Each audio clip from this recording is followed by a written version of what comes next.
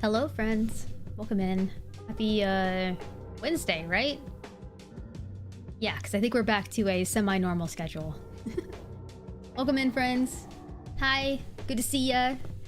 Let's see, who do we got? Some thanks in here. Meta, thank you so much for the 42-month resub. I really appreciate that support for so long. Bolt, welcome in. We got Duke, we have Norm, Chris. Good to see y'all here. Hope your day has been going really well. Courtney, always good to see you here too. Hope you're doing good. Gosh, what have I done today, you guys? I've just been cleaning and organizing. Such is my life with a new house that I've moved into. G-Garn, welcome in.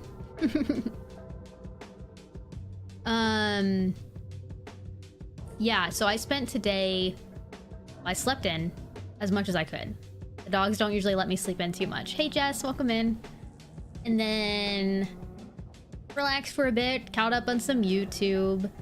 And then I decided I need to organize some of the bins, because when I moved from the old place to this new place, a lot of the bins ended up just being ones that started as being organized, but then as the move day got closer, things just kind of got thrown into bins.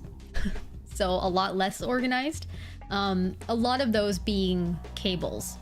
Just a shit ton of cables that I've collected over the years. So I cleared out one of my bins today, just emptied it all, properly organized and wrapped the cables with like Velcro ties so that they're tidy and they won't get tangled up again. So I have one of those boxes now done. I also threw away a bunch of like really old cables that I know probably aren't working anymore, and or there's no way I have something that still uses that connection, and if I do, why do I still own it, kind of thing. So a lot of purging there. I also found a lot of like power cables that are like specific kind of cable looking things that I'm like, what the heck does this go to? So I have to keep those because I don't know if I have maybe what connects to those in another box. So I found a lot of those. I also found like a lot of things that I thought I had lost, like my Samsung watch charger. I ended up buying a different charging base because I lost the original. Well, I thought I lost the original. I didn't. I found it. So that was fun. But in this room alone, I still have 1, 2, 3 more bins to go through and organize and figure out where the hell they need to go. Because the shop that we have on our property, it was still being cleared out by the prior tenants. So, or really just the people that owned this home that we're now taking over from. They were renting before to people, but they weren't renting out like the shop space. So the shop was kind of just full of stuff that they just decided not to move with yet. And so now the shop has been officially completely cleaned out. So Michael has started moving all of his shop items from our garage over to that big shop. So I'm gonna have a lot of room now to put all these extra bins that are now fully organized into shelving out there. So it's slowly starting to come together. The problem though that we've had with the garage is that it's freezing out there. Like literally I step out there and I can see my breath because it's that cold. The garage literally has no temperature difference from being directly outside. So we installed an overhead, like a ceiling heater, like a 7,500 watt, like big boy ceiling heater, that now will warm up the space to at least be more comfortable, especially when I need to do laundry because our washer and dryer are out there. So it's pointing towards that section so I can now actually do laundry without completely dreading it. So that's good. Thinking about building a warm garage in the future with walls around it. Is it just a carport now? No, it is fully walled in. It's a fully enclosed garage. but 3 of its walls, the big walls, so the main garage where the garage door is, another wall and the back wall, are all exposed to the outside, and there's no insulation in the walls. So it's just very cold. So we just have to, once the garage gets cleared and organized, we can then start installing some insulation and kind of seal the garage in better. But for now, it's just, you know, the heater will help in the moments that we need it. We hopefully don't have to use it too much because it does eat up a lot of power, and power equals money. So we don't want to run it for too long, but it's just for those moments where I'm like, I need to do laundry for a bit, or I'm going to organize for a couple hours out there so we can warm it up beforehand to make it more livable. So yeah, lots of good things moving our way. Solar panels could be handy one day. Yeah, solar panels are 100% a future plan. We probably need to have the roof inspected and redone first, and then we would install solar panels. How expensive are solar panels in the US?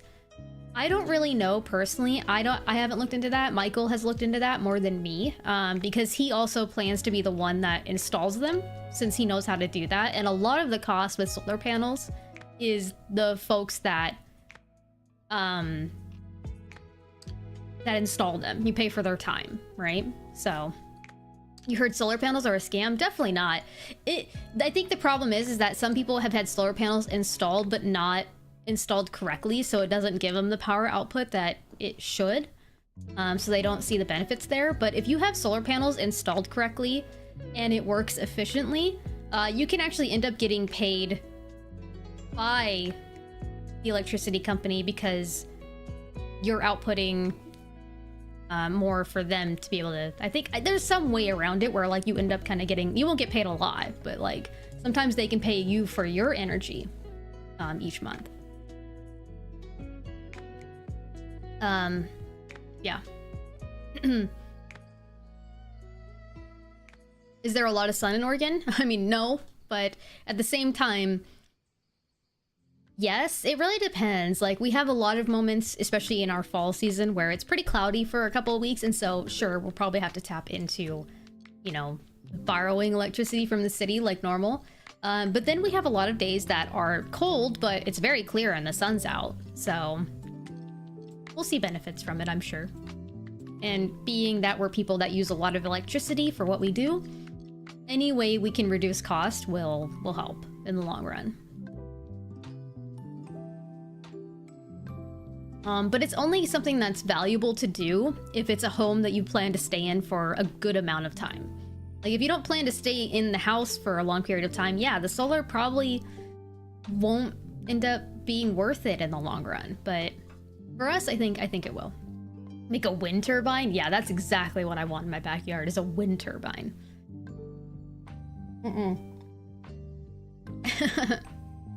Rock heat in the US for houses. I have never heard of rock heat, so I don't know. I don't think that's very popular here.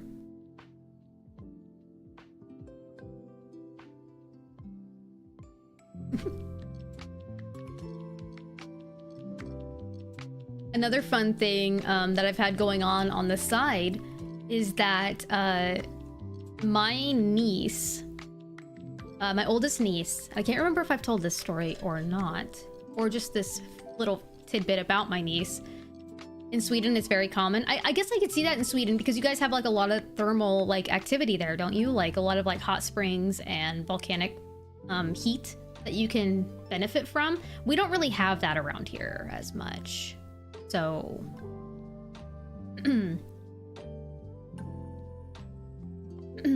you made some chocolate cookies, follow directions exactly, and still managed to screw it up. So I'll get back to my niece story. I'm gonna pocket that in here and remember that so I don't forget it. But the thing about cookies in general is that it falls in the line of baking, and baking is very precise. So I don't do a lot of baking myself just because of how much more difficult it is compared to cooking, where you can kind of wing it when it comes to ingredients or spices or whatever you decide to throw in there. But baking, you can't really wing it. Like, you have to know the proper portions per however much flour versus sugar versus, you know, all that kind of stuff. It also depends on the temperature of your room. Like, if you're making breads or yeah, certain kind of baking, the dough and the proofing is really dependent on the temperature of your house. And so that also plays into effect of how it's gonna come out. Oh, that's interesting, Courtney. So you're kind of the opposite. You're like, no, I like the precise nature of baking.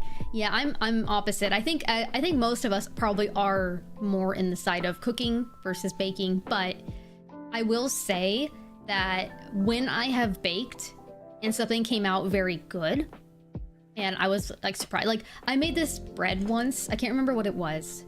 Can't remember the name of the bread, but I made this bread once and it was really intricate, and I had to proof it, and then I had to like cut the dough up into like 3 pieces, and then I like tied it together and like made it look fancy. And it came out really good and delicious. I was so proud of that. I will say that I have a more sense of pride and accomplishment with baking when it comes out good than I have with cooking. But yeah, that's exactly what it was, Norm. Yes, thank you. I forgot the name of it. It was very hard to make, but very delicious and satisfying when it came out right.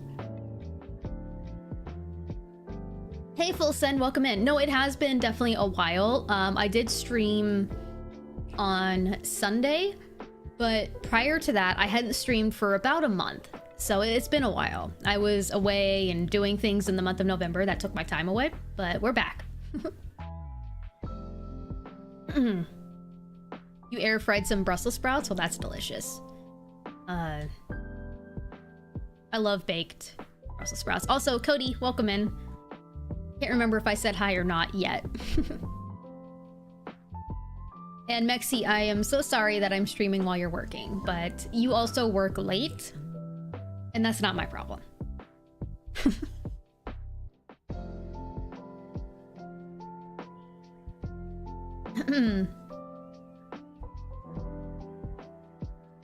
The last time you tuned in was the glitched Silent Hill puzzle. Oh my gosh, yeah, that was so annoying.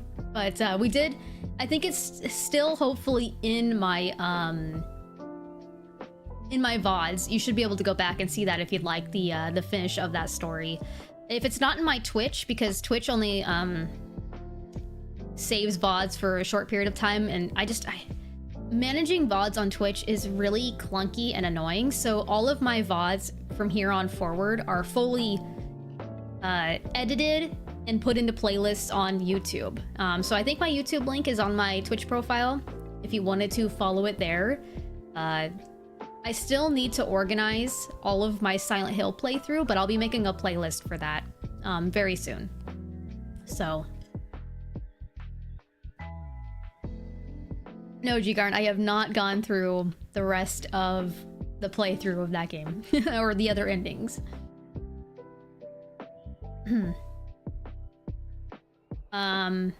But going back to what I was saying before I forgot, or before I was on a different tangent with baking and cooking and geothermal and all these things that we're talking about. Another thing that I've been doing on the side is helping my sister build my oldest niece's first PC. But this PC is gonna have very specific use for her. It's going to be for drawing. She loves drawing, and honestly, her art is crazy for her age. My niece is only 13, but the art she's already doing just blows me away. Like she's currently only doing stuff on Copic and watercolors, but she likes anime, right? So she's been watching a lot of anime, and she loves characters that are in like Jujutsu Kaisen and My Hero Academia, things like that. So she's been practicing, well, she's been drawing as long as she could hold a pencil, but she's been focusing more now on finding her own drawing style, but using anime as her base template of how she's learning to draw. So my sister's like, yeah, absolutely. I want to enforce this behavior with her. I want her to pursue what she enjoys. So she's only known physical medium of art, which is great. It's a good foundation, but my sister wants to get her into learning digital art sooner than later, because the earlier you learn how to use these tools, the better you can become, you know, as she gets older. But like one thing that she painted, and I don't know if you guys will be able to see this very well from my phone, is like this right here. If you guys can see that, she did that on just a little piece of paper with Copic and watercolors. And she's 13. Like, that's amazing to me. That's freaking amazing to me.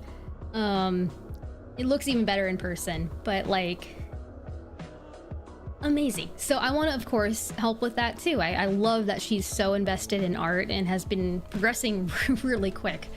Copic is a brand of marker in the art industry, and it's like a really well-known brand. Like, it blends colors very well compared to like typical standard markers that you would use, like Crayola, you know. It's the artist markers.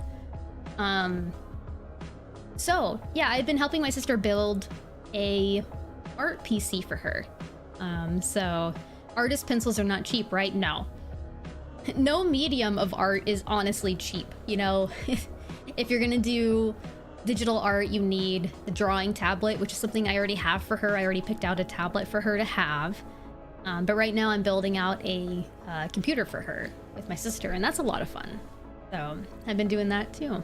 We were originally thinking of giving it to her for her Christmas present, but we still need to work out some details of like getting her desk area set up and figure it out before that. So we're probably gonna push it out to being a birthday present, but that's not too far off. It's in February versus December, so that is what it is. But yeah, it's really fun to help her out, because I haven't built a PC in a while. Like, I've had my PC as it is for quite a while now, just some upgrades here and there, but like building a PC from the ground up is something that I haven't done in a long time, so that'll be fun.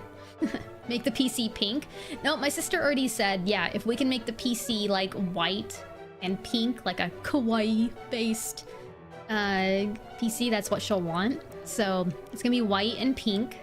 So I've been trying to source parts that are white or pink, which is pretty much, it's gonna be white. Like, every component, as much as I can get it to be a white component, is gonna be as such. And then the fans and the CPU cooler and stuff, we're gonna have RGB, and we can make those like pinks and purples and stuff like that. Make sure to update her BIOS. That'll actually probably be for sure the first thing I do. You know, it's funny, when I was doing PC Part Picker, and like trying to build out an idea of a PC, it even mentioned specifically, hey, this motherboard will work with that Ryzen processor, but make sure you update its BIOS. Something that I didn't do when I updated my PC. So that was fun.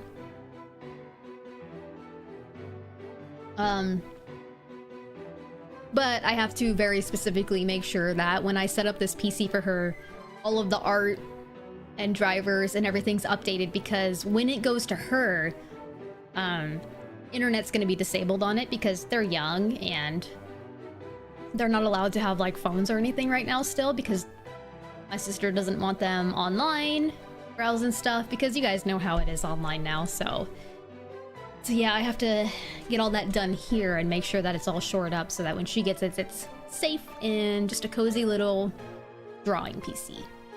And then in the future they can change that if they want to give internet access and all that. But the drawing she made, was it an original anime character or based off? No, that was a character from My Hero Academia, I believe. But she's currently working on her own original characters, so she's just trying to find her style. Hey Jake, welcome in. Alright, so plan for today, y'all. We are going to start with our Game Awards predictions. So I have the page up where we can vote for the nominees of the Game Awards, and then we'll see what comes true or not on Game Awards Day, because I will be streaming then as well. So we're gonna start with that, and then after we're done with that, we're gonna move on to finishing Neva. I didn't want to end or do it after because I don't know how much of a wreck I might be. So we're gonna start with that. You're still debating trying to get a ticket for the Game Awards? I mean, if you're local, that could be fun. I think that if I was in the LA area, I definitely probably would want to go at least once. Probably not every year, but at least once.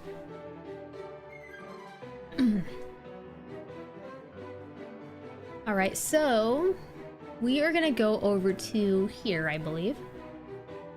Yes.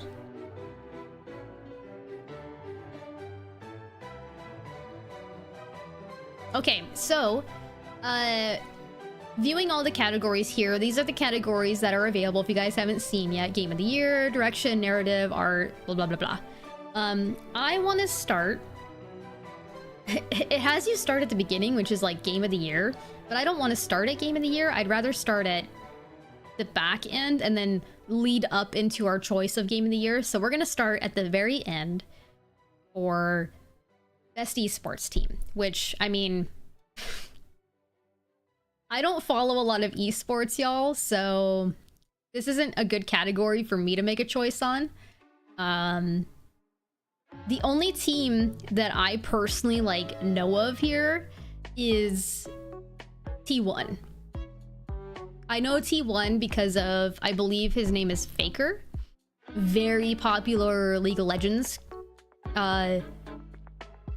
character, but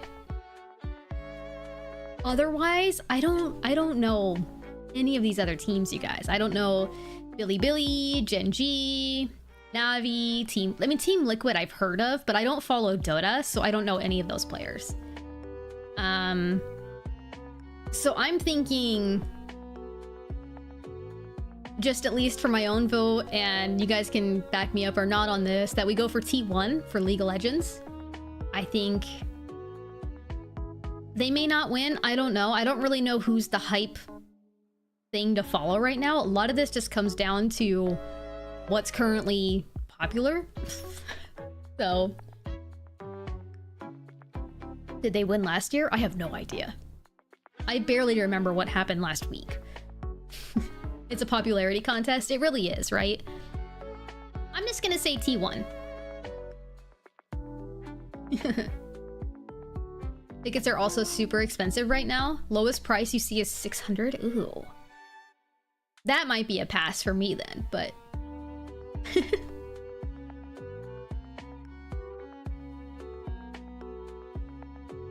I think T1. I think we start with T1.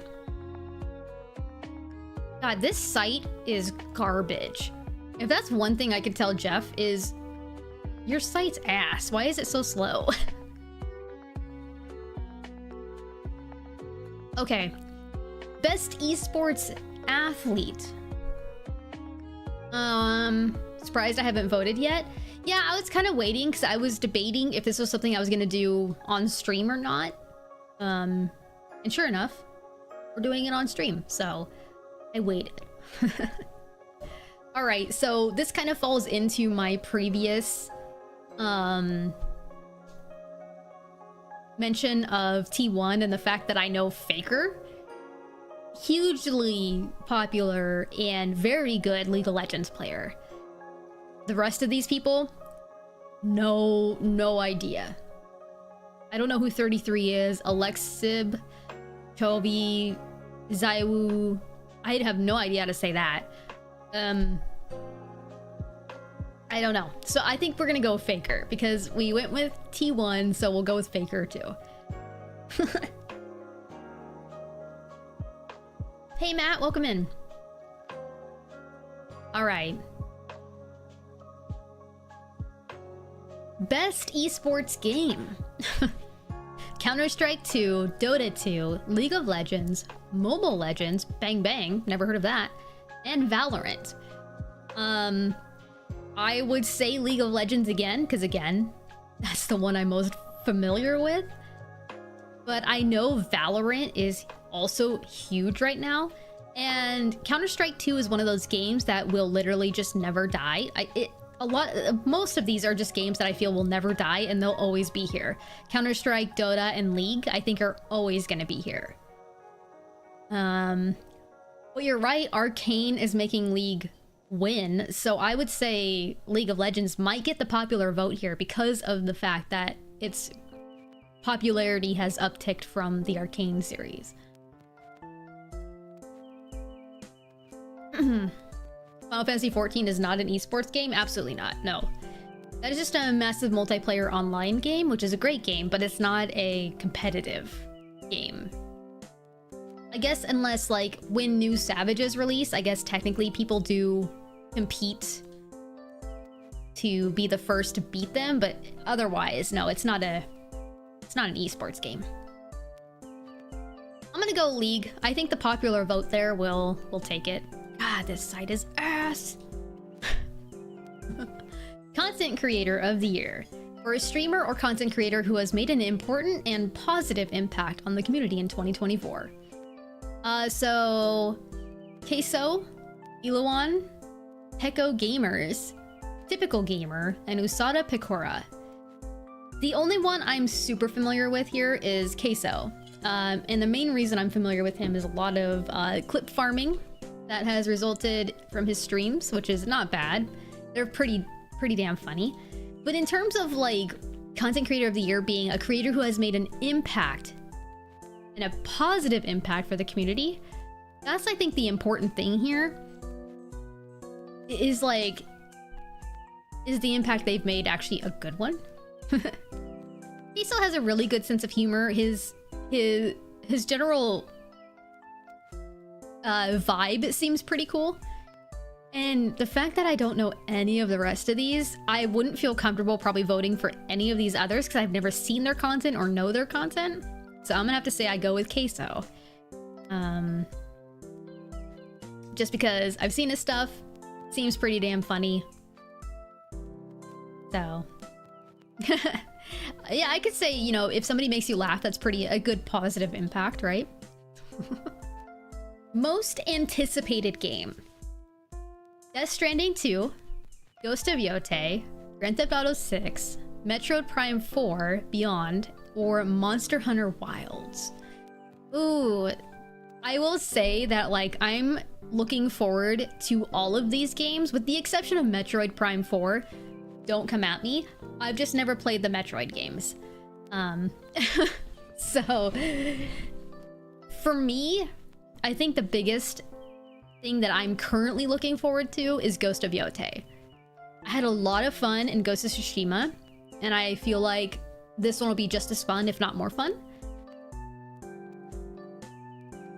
I will probably end up playing Death Stranding 2. Just because I already beat the first one. I think I just feel like I need to play the second one. I don't know that I'm really like anticipating it excitingly, but I'll play it. But Yotei, that's a day one purchase for me. I hate to say it too, but like Grand Theft Auto 6 for me is also going to be a day one purchase just because I freaking love the Grand Theft Auto games. It's like one of those guilty pleasure games I go back to and I just have fun with.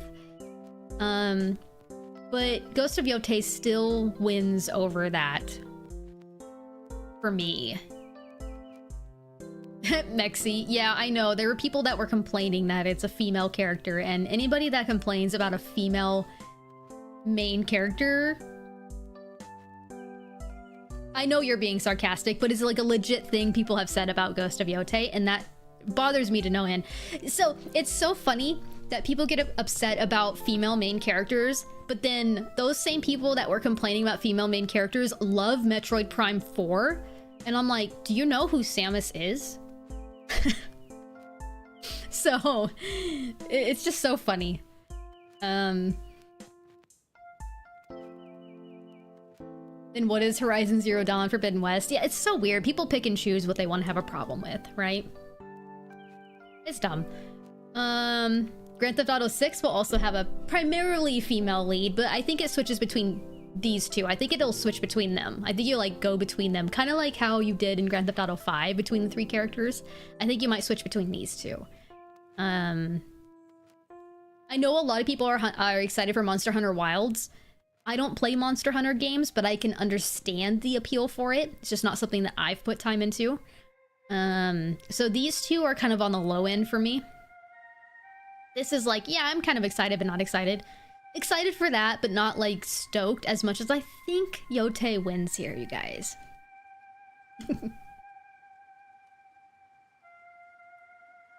Pick Ghost, you love the first one? I agree, right? Yeah, we'll go Ghost. I think Ghost is the popular vote here for us.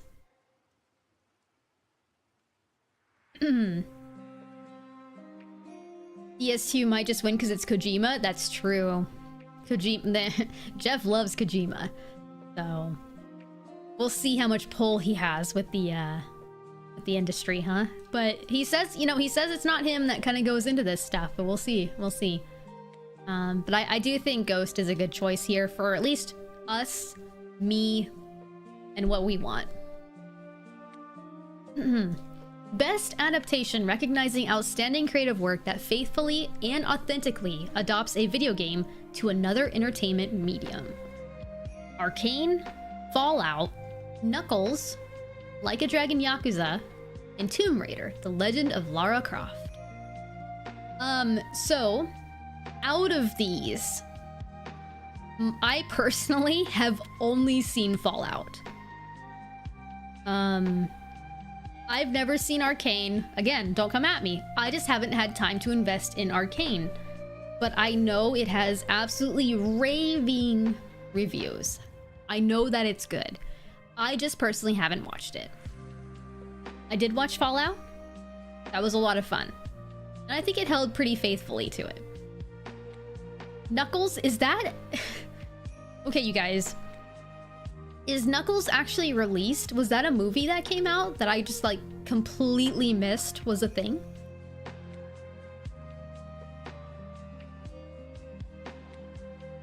No, I know it's a Sonic character. I'm totally aware. I love Knuckles. I love Knuckles in Sonic.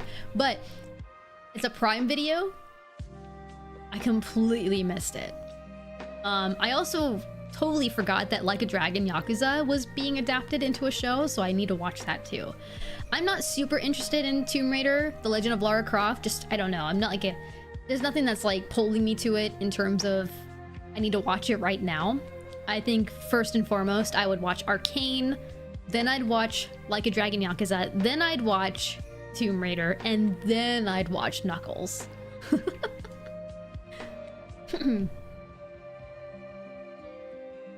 Yakuza show was meh. Okay. Well, I think that rules out Like a Dragon Yakuza. My vote here is Fallout, but that's only because, again, that's the only show I've seen. But what do you guys think? Do you think we should vote Arcane just because we know that it is good and it probably will win? I'm not against that because I do know that it's a good... I know it's a good series. Arcane, personally. Dragon Age Absolution is 92% on Rotten Tomatoes. I didn't even know there was a Dragon Age thing happening. Both are equally good. You should really watch Arcane. Arcane, yeah. So we'll vote Arcane here. Sorry, Fallout. I loved ya, but we will vote for Arcane. Okie dokie.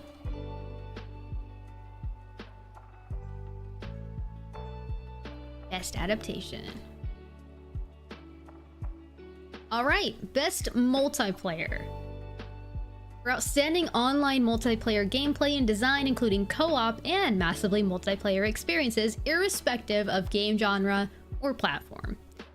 So, for best multiplayer, we have Call of Duty Black Ops 6, Helldivers 2, Super Mario Party Jamboree, Tekken 8, or Warhammer 40,000 Space Marine 2.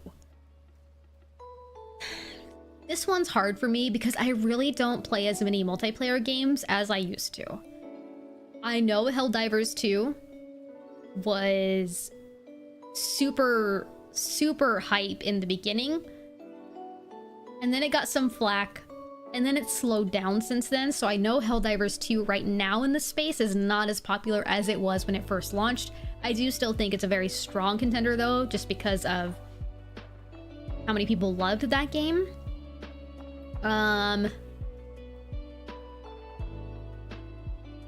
Yeah, it's still popular, but the hype died.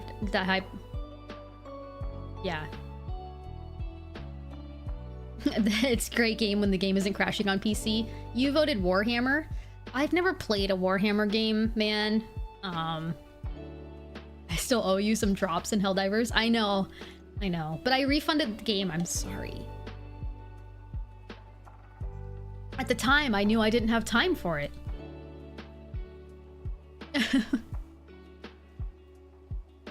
I will pick it up when it is lies it was gifted to you. So I actually didn't redeem it in time. So it actually got refunded.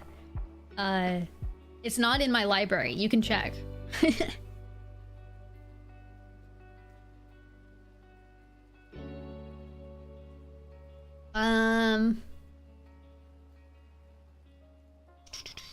This is tough for me, you guys. I guess I understand why Super Mario Party Jamboree is here, but it also seems kind of weird compared to everything else it's competing against. It's just such a contrast. I did play Mario Party Jamboree when I was at PAX. I got to do a special, like, demo of it with the Nintendo people, and that was a lot of fun. And it was a fun game. I don't think it'll win this vote, though. And I feel like Helldivers 2 here is pretty strong compared to everything. Black Ops 6, it's Call of Duty.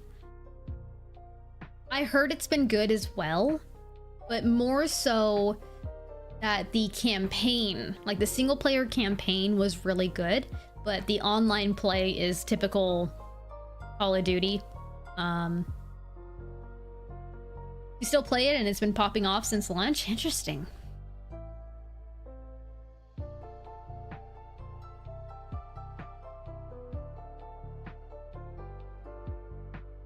Yeah. It's been hard for me to get back into Call of Duty games because, like, I'm just so picky about them. Like, they've just never been as good as my nostalgia trip back in Modern Warfare 2 days. I don't know. I'm kind of tired. I'm stuck, you guys. I think I'm gonna go Helldivers 2, though. Black Ops could take this. Maybe even Warhammer, because I know that has a big following. I don't think Super Mario or Tekken will take it. I don't... They're probably popular, but I don't think they're as popular as these other votes will be. Zombies, though? Yeah, there is zombies, but... I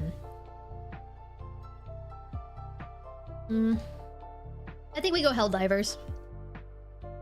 Had a lot of people around me that loved it. So many people that wanted me to get into it. Tekken takes it and then announces Tifa as a guest character. Is it Tekken that's probably announcing their final character at the Game Awards? That's gonna be crazy if they actually add Tifa in, because people have been asking for Tifa for a very long time. So...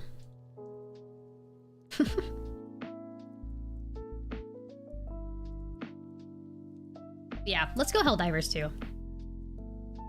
I don't think that's a bad vote in any regard. Oh, best sports and racing. Now this, I'm gonna be very, very... I don't care. F1 24, EA Sports FC 25, NBA 2K25, Top Spin 2K25, or WWE 2K24. They're not even on 25 yet. So we have F1 racing, football or soccer, the NBA, so basketball, Top Spin, which is tennis, and WWE, which is WWE wrestling. You chose F1 here because you like racing more than sports. Interesting. I mean, I like sports, but I really only like college football.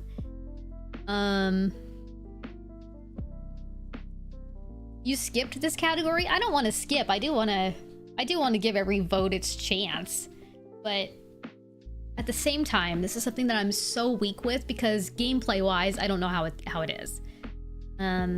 Could choose NBA for the Trailblazers. The thing is that from what I've heard, most of these games, or at least maybe the 2K ones, or especially the EA ones, tend to be pretty shit in terms of like they haven't made any advancements in the gameplay since like 10 years ago.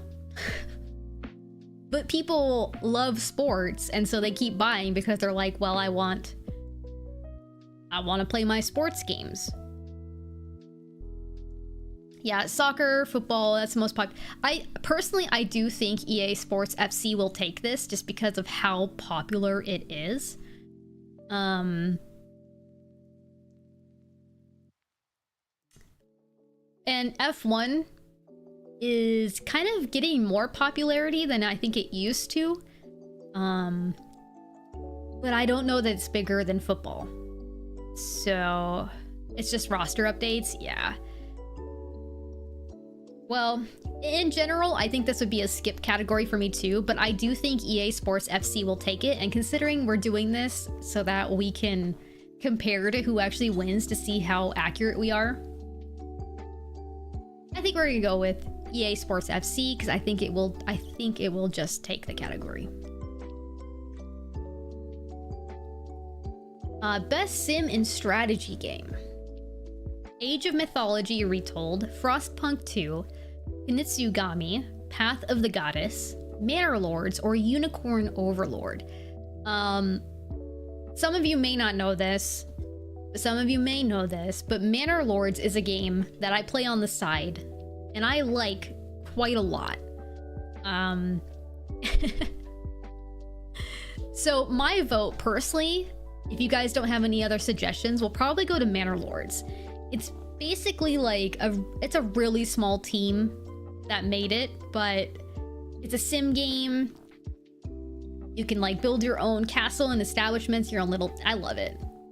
I like Manor Lords. I think they've done really good with it.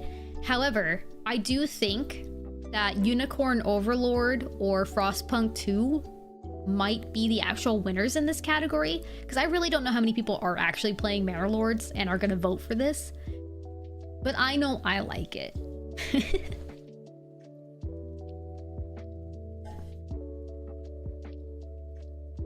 And I haven't played any of the others, so I think we'll go Manor Lords, just because it is the only one I actually have played, and I do enjoy it.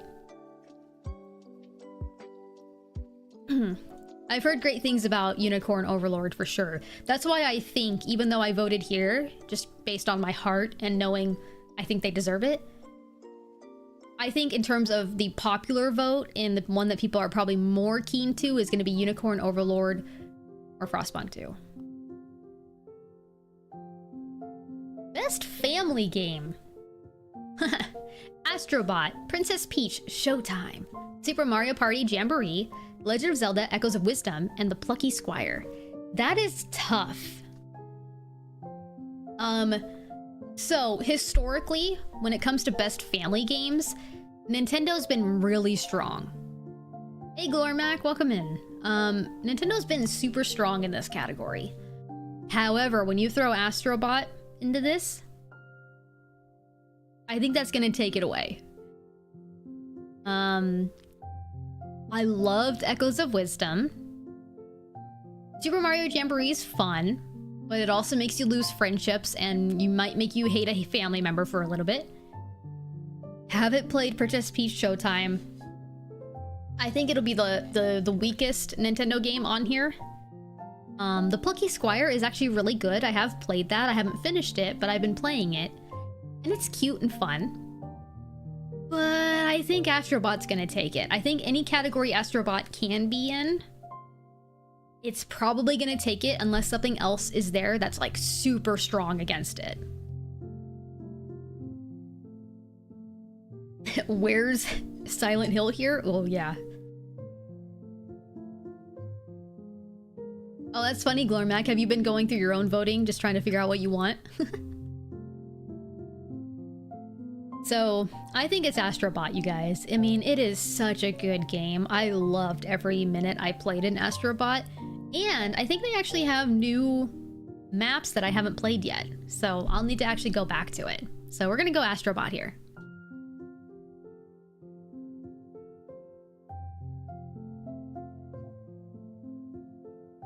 Best fighting game. We got Dragon Ball Sparking Zero, Grand Blue Fantasy vs. Rising, Marvel vs. Capcom Fighting Collection Arcade Classics, Multiverses, hilarious, and Tekken 8.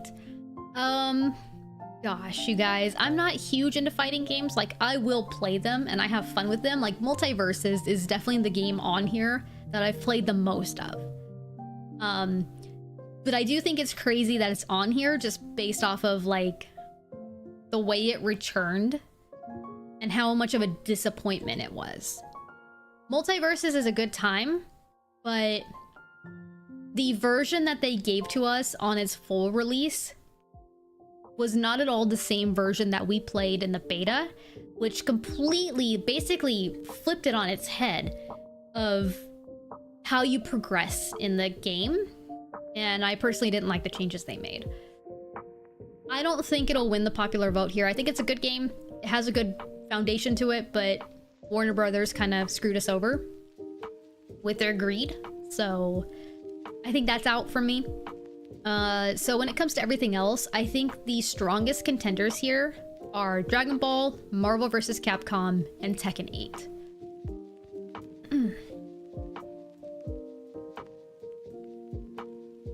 You're saying Dragon Ball or Tekken 8? Interesting.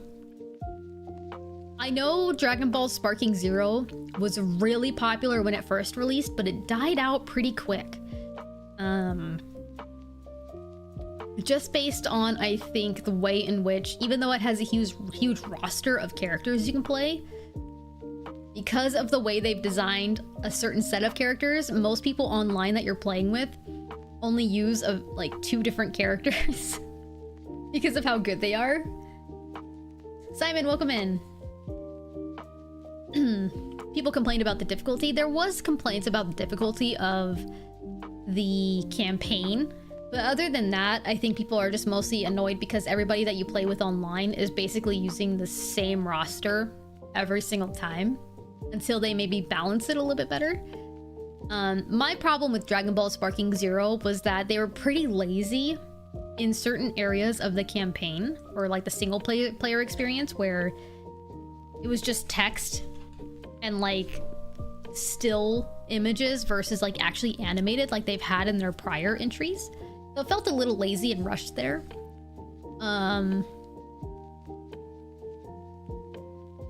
So I think it has a lot of faults under the surface that will cause people to not vote for it. Grand Blue Fantasy, I know it has a following of folks, but I don't think it's as big as maybe Capcom or Tekken. People are like, I think I'm gonna go for Marvel vs. Capcom only because I've never personally been big on Tekken, but I think the release of this game was massive to fans. Like, anybody that's been a long time Marvel vs. Capcom has been asking for this game for like ever. Hey Clutch, welcome in. So I think it'll get the most votes. So I think we'll go for Capcom, Marvel vs. Capcom, but if that doesn't win, then it's probably Tekken 8. Probably, maybe. Who knows, Dragon Ball could sneak in there, but I think it has enough issues under the surface that it may not.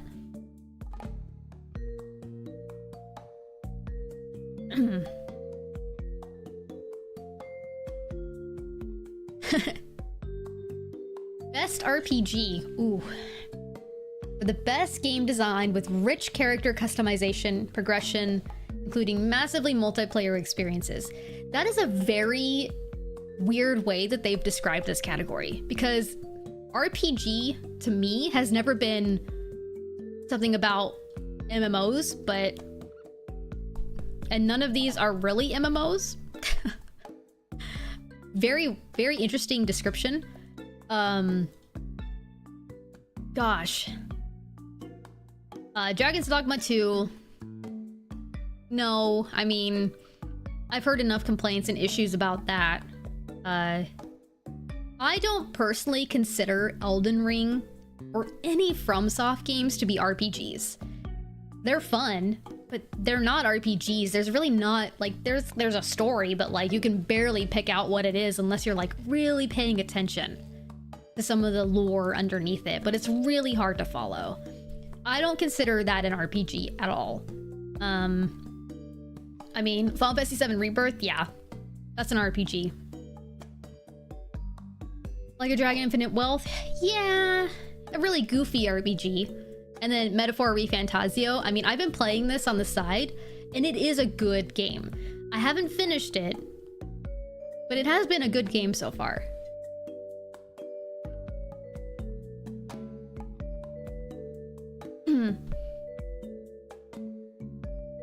You think it's to cover the years where they needed to include MMOs for lack of other candidates? Maybe so. This year was very good for RPGs or games in general, so I think we didn't have to worry as much this year. You played Skyrim for the first time and you beat it last night? That's crazy. You generally don't like FromSoft games, so you'll keep your mouth shut. That's fair enough. Yeah, so there's so many people that are saying that Metaphor ReFantazio is like the strong, like beat out Rebirth contender for anything. Or some people saying, no, it's like, it's way better, or that is the Game of Year winner. But what they forget about Atlas and Persona-like games in general is how long they are. Is that it takes a really long time investment and often a grind to get through these games. So I don't know that that's what makes it hard for me to vote, you know? Is like, I'm still not finished with this game and I've been playing it for a while. And it's good, but sometimes I get burnt out about like, man, this game just keeps going. But it's good. However, my favorite game and RPG of this year is Final Fantasy VII Rebirth. Like, it just is. Like, Rebirth, while it has its own issues that people have complained about, like, oh, there's too many mini games or side quests. Sure, maybe you could argue that, but at the same time, they're completely optional. You can just completely ignore them and move on. So for me, it's Rebirth. I enjoyed every single second I played that game. Now, obviously, I'm a little biased because Final Fantasy VII, the original, is my favorite game of all time, and the remake series so far has been my new favorite video game of all time in terms of like modern gaming. So it's gonna be hard for anything to beat Rebirth for me. But yeah, it has Kate Sith. I know it has Kate Sith, but you know what? I can push my hatred for him aside for this moment. Okay?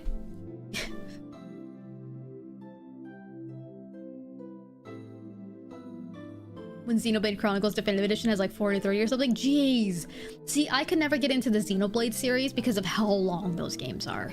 I just can't invest myself into that. I know everybody says they're great. I can't do it, man. Best action adventure. For the best action adventure game combining combat with traversal and puzzle solving. Ooh. Okay. So, funny enough, I have played and beat every single one of these games. I actually just beat Star Wars Outlaws. I know it has a lot of complaints and issues, but I did play it and I beat it. So just very recently, this whole category, I've beat every single game.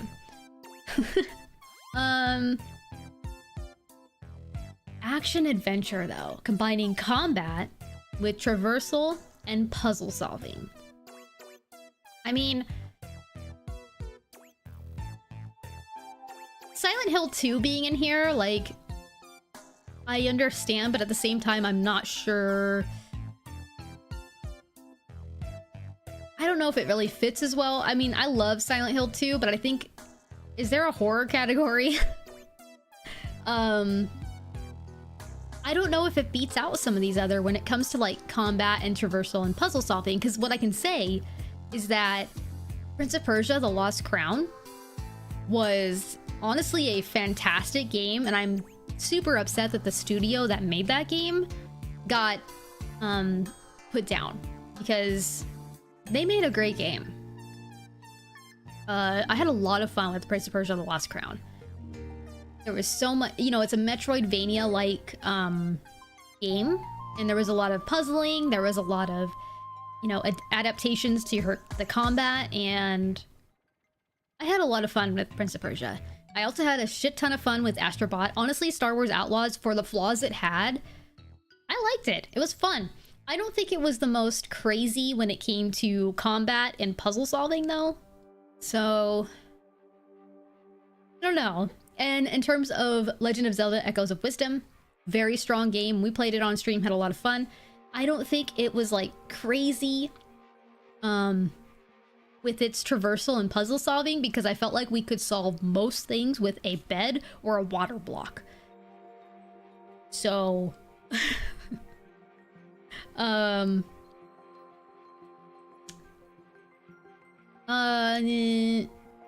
I don't know, man. The Prince of Persia devs has shut down. Yeah, they got shut down by Ubisoft, unfortunately.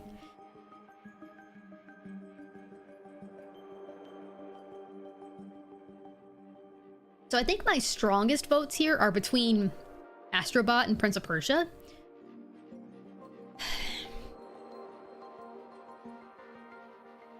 I would say when it comes to like traversal and puzzle solving, I feel like Prince of Persia is a little stronger than Astrobot, but not by much.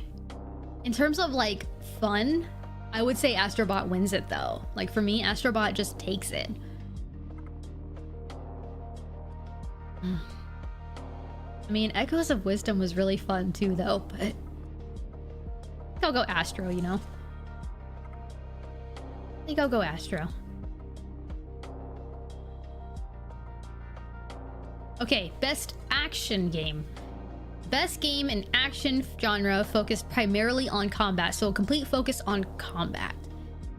Black Myth Wukong, Call of Duty Black Ops 6, Helldivers 2, Stellar Blade, and Warhammer 40,000 Space Marine 2. Now the fun part about this category, as opposed to the previous category, I've not played a single one of these. So this is a category that I have to rely completely on y'all for. Stellar Blade, Warhammer.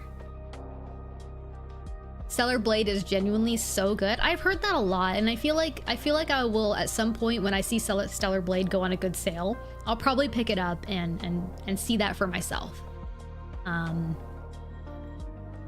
So I know that's a strong one with you. Vote Warhammer. Why though?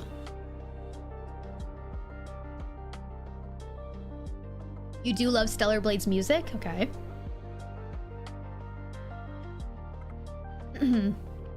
So you gotta remember though, this category is focused primarily on combat. So are you saying Warhammer's combat is better than Stellar Blade's combat?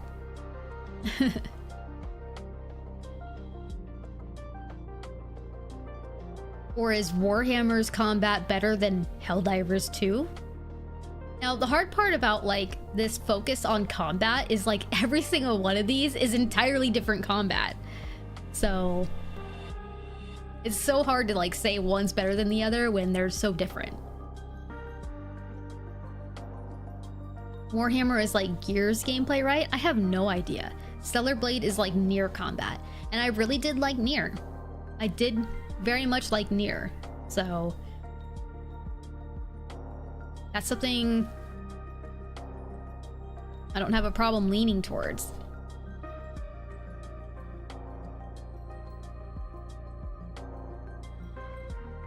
Personal vote, Stellar Blade. I'm seeing a lot of Stellar Blade from y'all. I think Warhammer, Bolt's the only one leading for Warhammer, but I'm seeing a lot more votes on Stellar Blade. So, Bolt, make sure you vote for your Warhammer, but I think for us, we're gonna vote for our Stellar Blade here.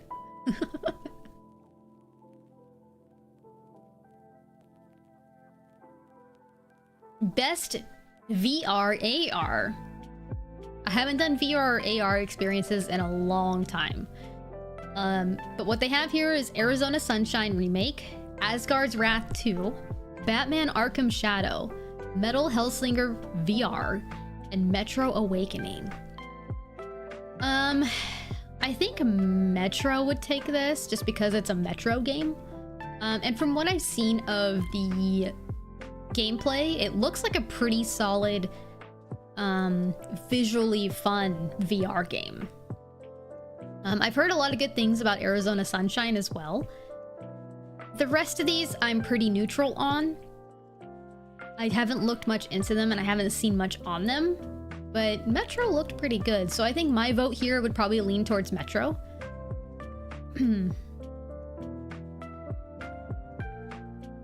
Oh, there was a poll? I didn't know there was a poll. Well, at least we voted for Stellar Blade anyways. I think a lot of us are pretty neutral in this category because many of us don't do VR games right now. So let's go Metro.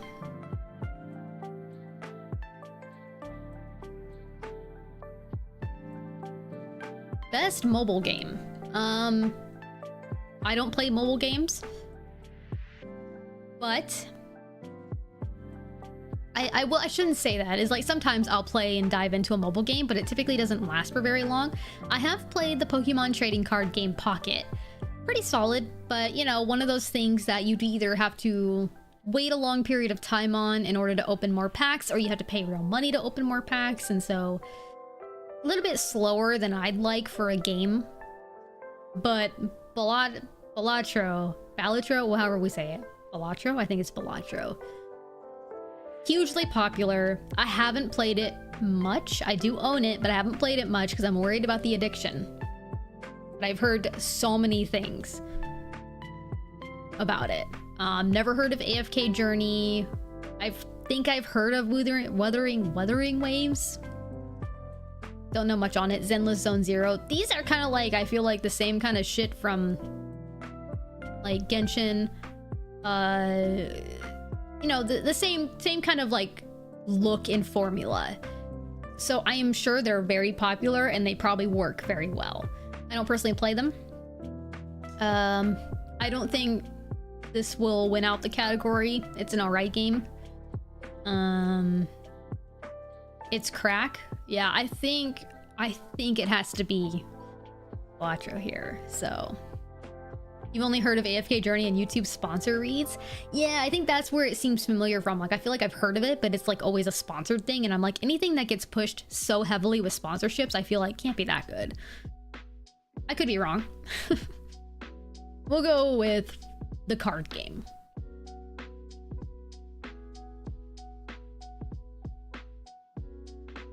Oh, wow. It's in another category. Best debut indie game. For the best debut game created by a new independent studio. Animal Well, Balatro, Manor Lords, Pacific Drive, and The Plucky Squire. So Manor Lords is here again, and like I said, I really enjoy the Manor Lords. But when it comes to everything else here, is it the best?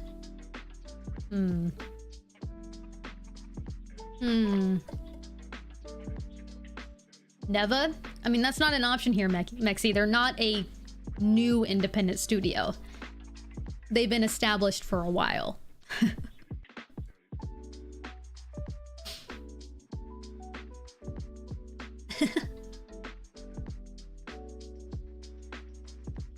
Animal Well has been talked a lot about, for sure. I've heard good things about Animal Well, haven't played it, but I've also heard, again, a billion things about Balatro. I personally love Manor Lords. I've heard good things about Pacific Drive, haven't played it, and I have been going through The Plucky Squire. I think it's good, I think it's fun. I don't know if it beats out Manor Lords for me, or even Balatro. This is a tough one. I think personally, I'm gonna put my vote towards Manor Lords because I want them to win something. But what I think is that Balatro is gonna win this. But I'm gonna vote Manor Lords because I'm hoping that they can get recognized for their work. somewhere. Jeez. Best independent game. Okay, yeah. For outstanding creative and technical achievement in a game made outside of the traditional publisher system. Animal Well, Balatro, Lorelei and the Laser Eyes, Neva, and UFO 50. Now, again, we're playing through Neva, and within the first 2 minutes of that game, it made me cry. So I think we need to remove it. I don't know. It might be Neva because we have been playing that. And out of these, it's the one that I've played the most. And it is honestly very deserving. So we're going to go with Neva because I think that's fair. 0 out of 10, but fine. You get my vote. Good game, I guess. Best community support, recognizing a game for outstanding community support, transparency, and responsiveness, inclusive of social media activity and game updates and patches. Which we have Baldur's Gate 3, Final Fantasy XIV, Fortnite, Helldivers 2, and No Man's Sky. The rebound that No Man's Sky has had is honestly crazy. But I think they've already won best community support for that, haven't they? Like,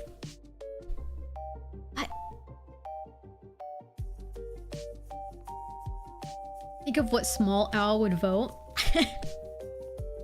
I mean, obviously the game I know most is Final Fantasy XIV. They're always pretty damn transparent. Constantly doing updates.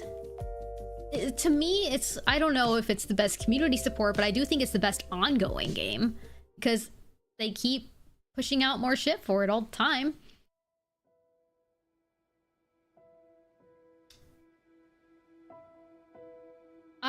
Okay, I understand people love Baldur's Gate 3. I know I need to play it. I need to finish it. I haven't been paying attention to what they've been doing. Baldur's Gate 3 said patch 7 was the last, but they gave another patch. So yeah, community support, they've always been really big about that. Oh, that's right, they're coming out. That's right, they did mention the new patch to enable crossplay, which is massive. And even more subclasses. Pretty big. And I know Helldivers 2 has been trying to make attempts to kind of bring the community back as big as it was, but I don't know if it's been enough. Fortnite, I'm just probably never gonna vote for Fortnite. I think it's had its moment. 20. I guess we'll go Baldur's Gate 3.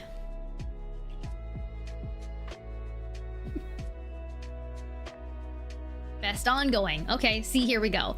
Destiny 2, Diablo 4, Final Fantasy 14, Fortnite, Helldivers 2. My vote here is 14 because to me, it has been the best ongoing game. Why? I don't know who in the industry keeps trying to make Destiny 2 relevant, but yeah, somebody's trying really hard to make this game stay alive. So I gotta give it to 14. They're just, I mean, I know it. Fortnite is probably the biggest contender with it right now, but I think 14 has to have it.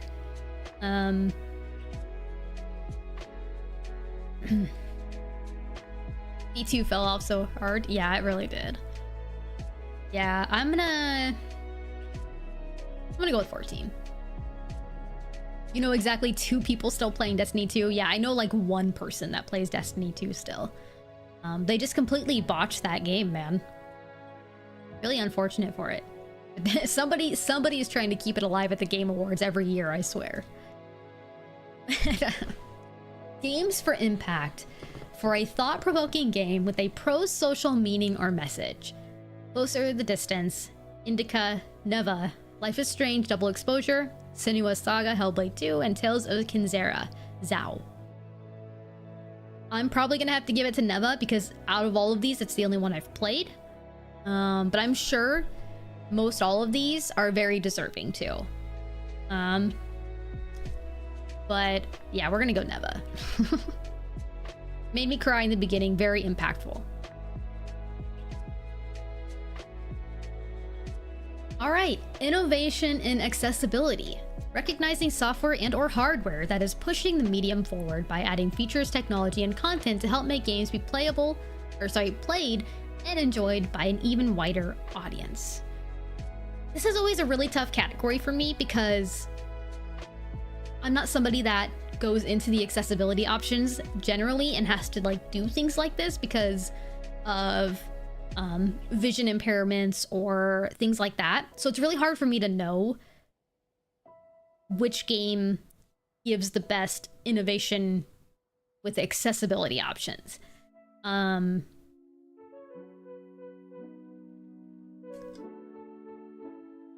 know Prince of Persia: The Lost Crown had a good amount of options in there when I was like looking for other settings in terms of like the way things were visualized or color coded and assisted with. Dragon Age: The Veilguard, I did also play through that game and beat it. Yeah, I also have my own issues with it in some regards, but I do think they did pretty good there. Star Wars Outlaws, I know many people haven't played, but it did surprisingly have a lot of features to help with accessibility in the game. And I don't know much about that between these two. So it'd have to be between these three.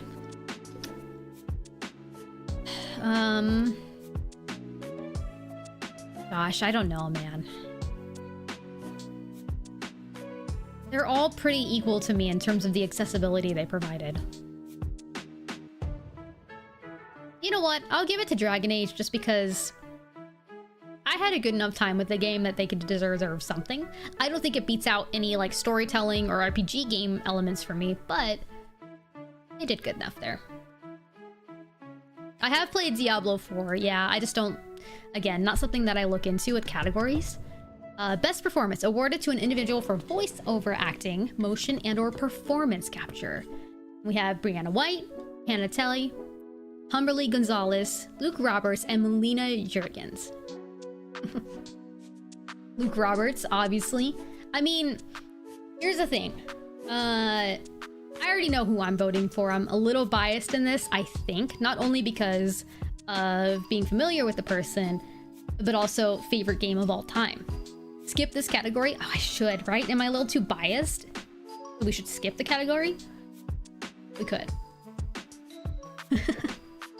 You dare me not to vote for Brianna? That's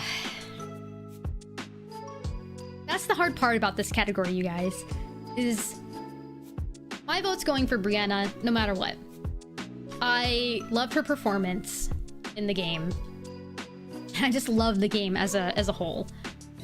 But that's not to say that the rest of these weren't phenomenal in their own regard, right?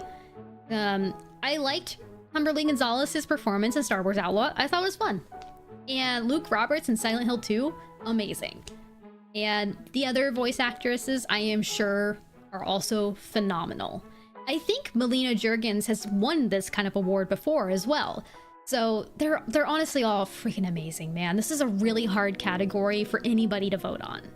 I think it's a little bit easier for me and maybe some of us in chat to know who we're voting for right now, but I think this category will be a very difficult one to know who's gonna win. But I hope Brie wins it. I'm sure we all hope she wins it. It'd be awesome to see on such a big stage like the Game Awards. That'd be so cool.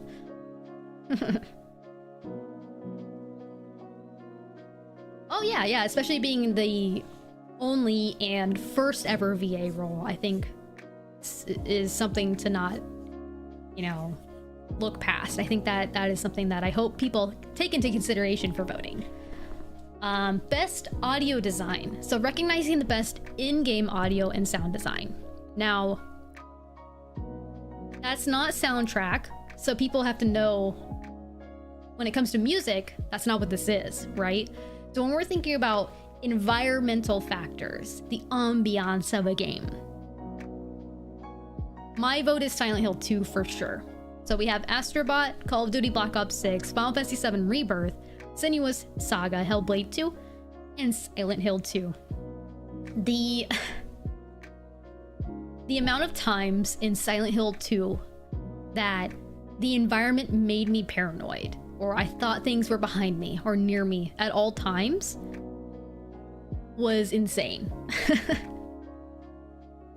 I think that Astrobot and Final Fantasy VII are really good with their music and general like fun sound design. I don't think it's, in terms of audio design, anything they did there was next level. But Silent Hill 2, that was some next level audio design for me. So we're gonna go with that. I think that will be a pretty easy vote for most people when it comes to audio design.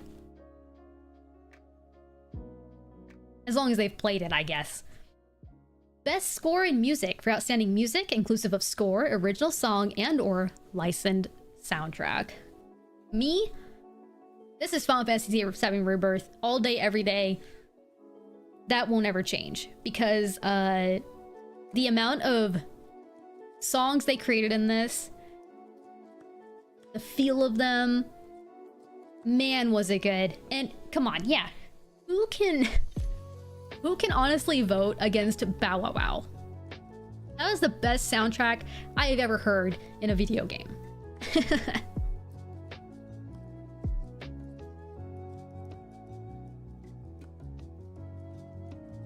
You voted for Neva here? It's not even an option. Mexi, what are you looking at?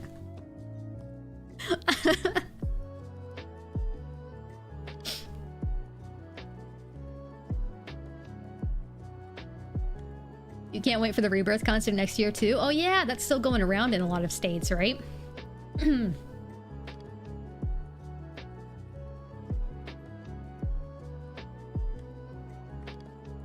Oh man, Simon, that'll be a lot of fun. Yeah, I've heard really good things about the Rebirth concert, especially in person.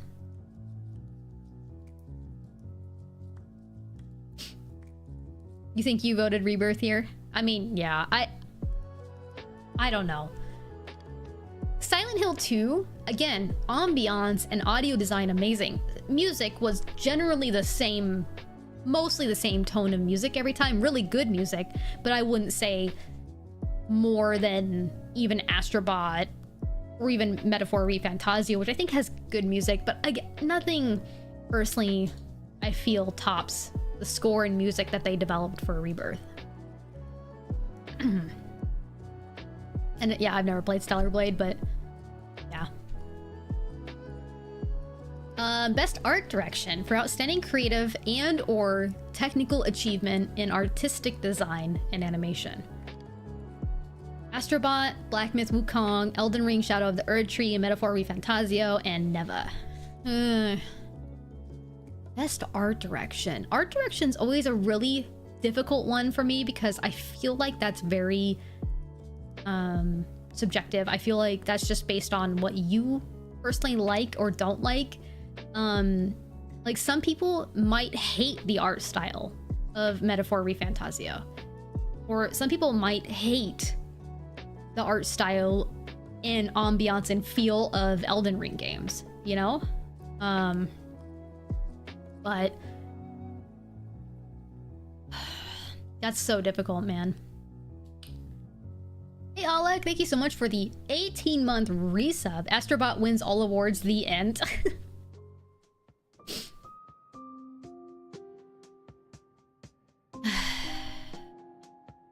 Of course you voted for Neva. I mean, Neva's art direction is wonderful. I really enjoy the art that is in Neva.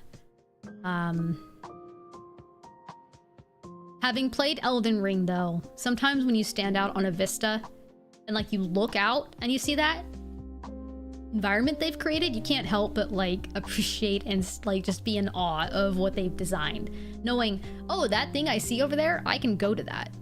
I don't think Black Myth Wukong is anything special. It has some really cool art, but I don't think it's anything better than Elden Ring. I think Elden Ring wins over that. Metaphor ReFantazio, I don't think it's good, but I don't know if it's any better than other Persona-like games have been to me. Astrobot, fun, but is it really a technical achievement? I don't know. Is it really that creative? I don't know. In terms of creativity, I think Neva wins. In terms of technical achievement, I think Elden Ring wins. That's tough.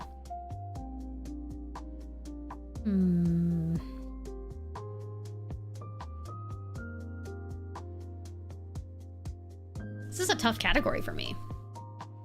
Flip a coin? Yeah, maybe we should flip a coin between Elden Ring and Neva, because I honestly can't make a choice. They're so different and so difficult in their own ways. Neva is hand-drawn, man. I know, and that's the creative nature of it.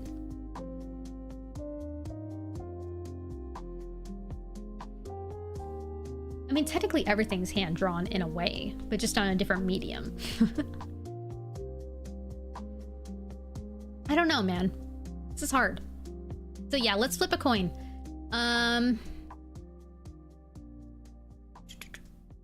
What do we say? Let's say heads is Elden Ring, tails is Neva.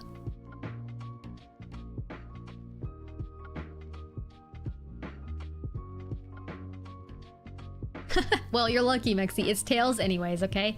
It will be Neva, which I am not upset at by any means. All right, moving on. Best narrative for outstanding storytelling and narrative development in a game. Ooh, that's also a tough one. So, Final Fantasy VII Rebirth, Like a Dragon Infinite Wealth, Metaphor ReFantasia, Senua's Saga Hellblade 2, and Silent Hill 2. My vote's Rebirth. I've started Like a Dragon Infinite Wealth and have been slowly going through it. I don't think that its story is going to be any more compelling than maybe any of the other Yakuza games I've played. Probably fun. Metaphor ReFantasio is a good story so far. Again, I haven't beat it though. I'm sure Senua's Saga is good, and we've played Silent Hill 2, which was a great story as well. I don't know that it tops Rebirth for me though.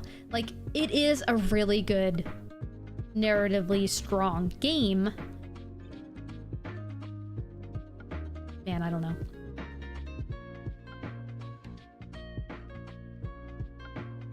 These two are definitely tough votes for me. Rebirth makes you feel feelings. Yeah, and see, I mean, Silent Hill made me feel feelings too, right? It had a good series of events that I don't want to say too much because I don't know if people have played it. You know, it had really good moments.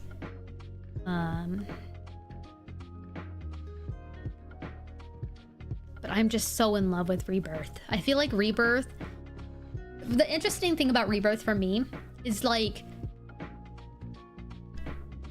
again, I'm a diehard Final Fantasy VII fan, but even being somebody that has played the original Final Fantasy VII a million times, Rebirth was still a game that felt brand new to me again. It felt new to me. It felt like I still didn't really know what was going on, even as somebody who does know what's going on. But it leaves enough intrigue for me that I'm like, dang, the way that they're narratively developing and storytelling of this game, even for me, I'm like, what's happening? Keeps you on your toes. And I think that's why I like it. But again, there's bias there because, again, I've played and I know the general story of Final Fantasy VII, whereas I have heard, for some people, the narrative and storytelling for Rebirth was the detriment to them because they're like, I'm so confused. It seems like it's disjointed and all over the place, right? So I can see both sides of this where people are gonna be like, no, it was actually awful, I'm going Silent Hill 2. Or me, longtime fan, where I'm like, I know the original, but this is still unique and it feels new and it feels like I have to ask, oh my gosh, what are they doing?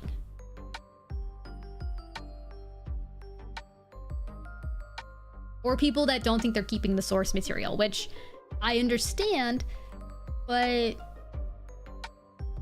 I also don't, because again, yeah, it's a hard one.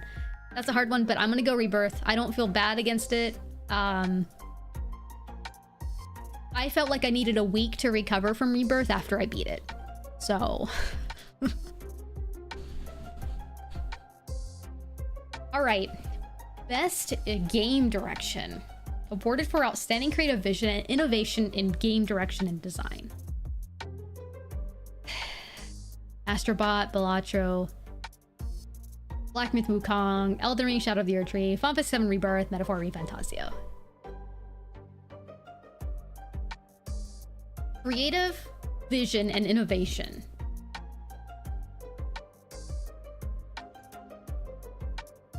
What does that really mean? Like just something like unique and new?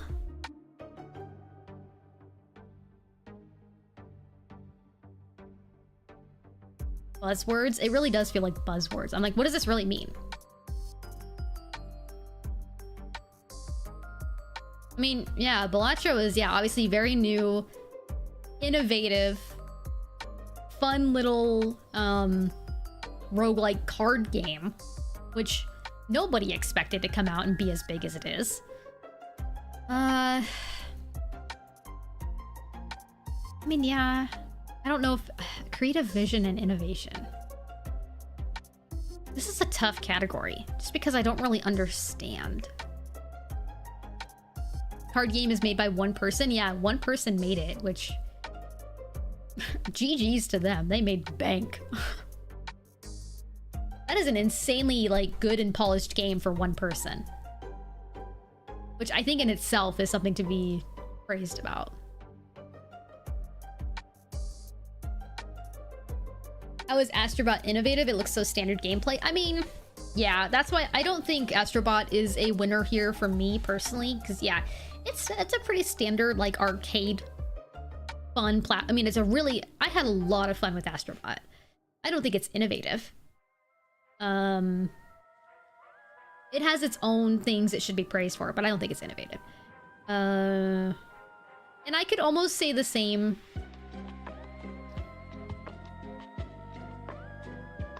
Metaphor ReFantazio, I don't know if it's really that innovative, creative. It feels like another Persona game, which is not bad.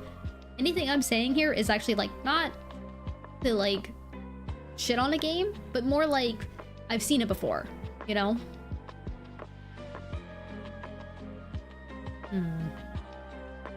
And Balatro is the most unique thing here. Black Myth Wukong.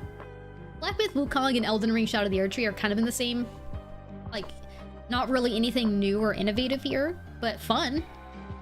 I mean, not bad by any stretch, but just not anything new.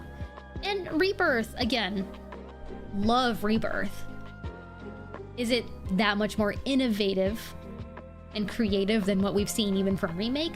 In some ways, sure, but I don't know.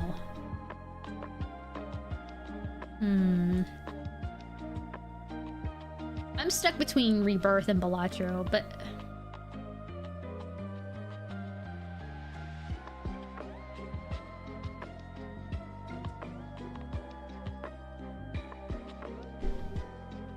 I think creative and innovative. I think we're gonna have to go Balatro here, just because it is creative and innovative and new. Okay. Here we go. Okay. Final vote. Game of the year. Recognizing a game that delivers the absolute best experience across all creative and technical fields. And so in terms of, for me, what wins more categories is Best RPG, Rebirth. Best Soundtrack, Rebirth. Best voice acting category goes to Rebirth, you know? So in terms of what we've voted for so far, even though Balatro is there, I don't know. That'd be crazy, and you know, honestly, good for them if it does win Game of the Year. That's crazy for a single developer to get a Game of the Year.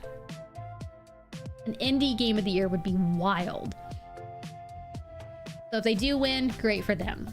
All of these are probably very deserving, except for, okay, so my hot take with Elden Ring Shadow of the Erdtree, there are some areas of this where I'm like, I can see why people think that it's okay for this to be in Game of the Year. However, it is a DLC. And my problem with a DLC, and especially a DLC like this, there are some DLCs where it's just a little side story and you can start it up whenever, or you only have to have played the game for like maybe a couple of hours and you can jump into it, right?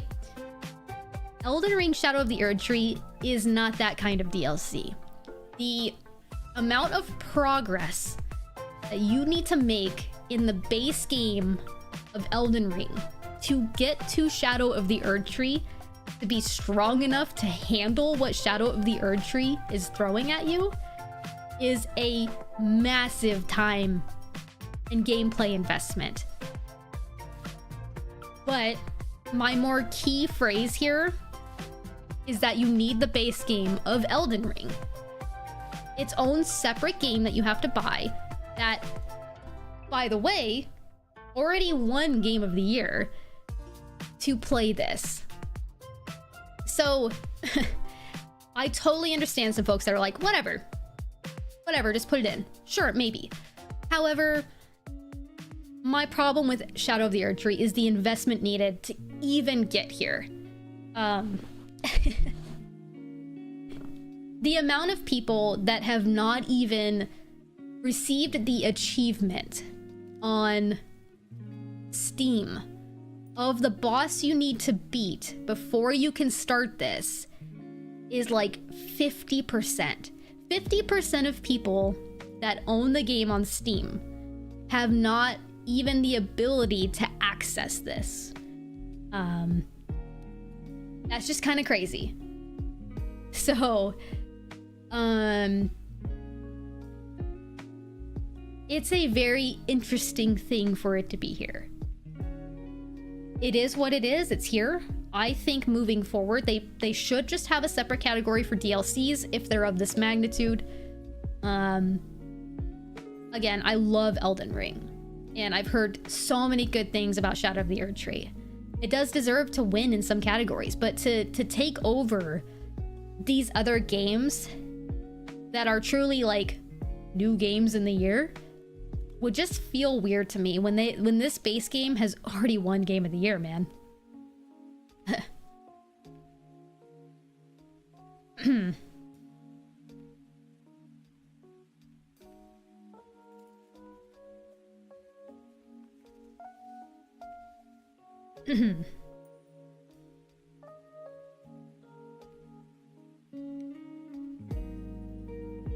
saw someone saying the same thing about Rebirth. Yeah, I've seen that too. People are like, oh, but Rebirth. And it's, well, it is its own new separate game, right? So when you play it, it doesn't require technically anything prior to start it up. Whereas this one does require a lot of time to start it up. That's my only problem with it.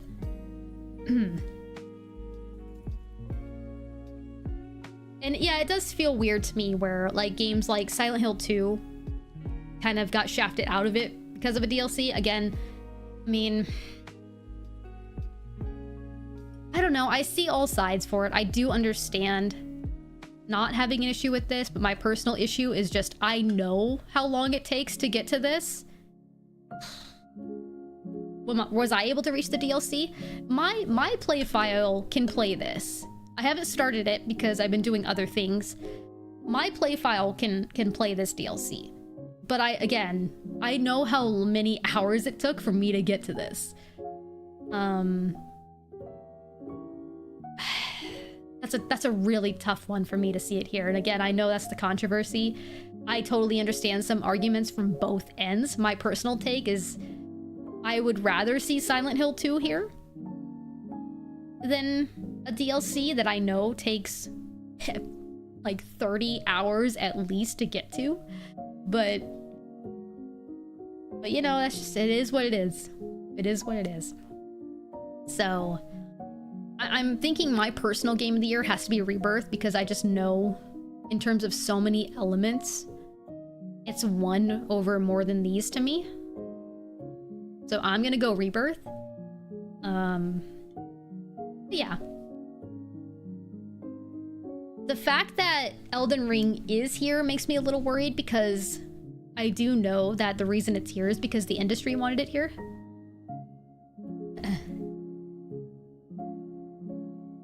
You need a phone to play Balatro? That's not true. It's on PC.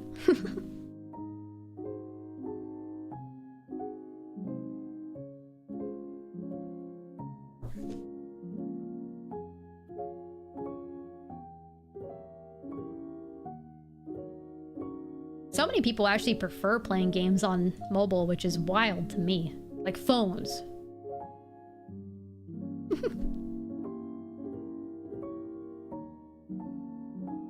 You just wanted to make a Blizzard joke? That was... Man, where is that guy now? Have we ever done like a follow-up on that guy? Where is he now? Did he ever recover from that? Was he let go? Was he fired?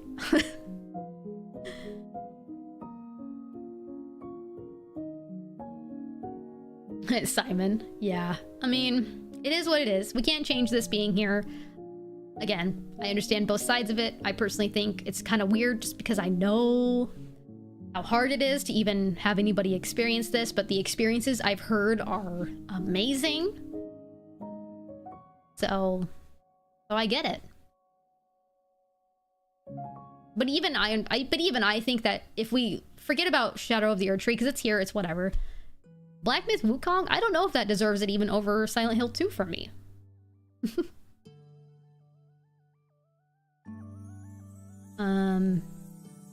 But yeah, exactly. All this to say, Rebirth for the win.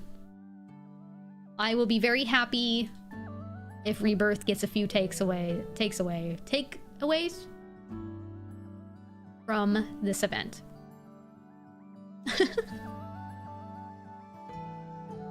Little kitty, big city, snubbed.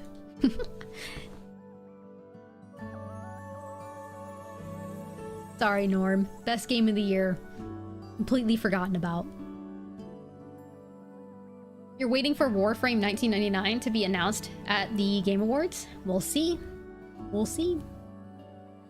Wukong is mid at best.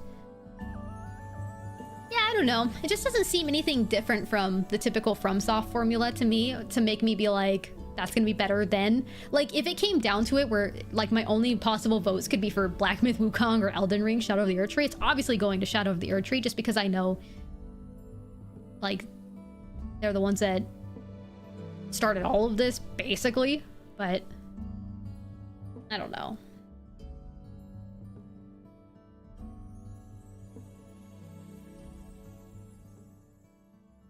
Yeah, I think the biggest take from this is adding a best expansion category would be awesome. So that we don't have to have this kind of drama again. But we'll see. It's whatever. Yeah, so that was all categories, you guys. We voted. Now we're gonna have to wait until December 12th, see if any of our predictions came true.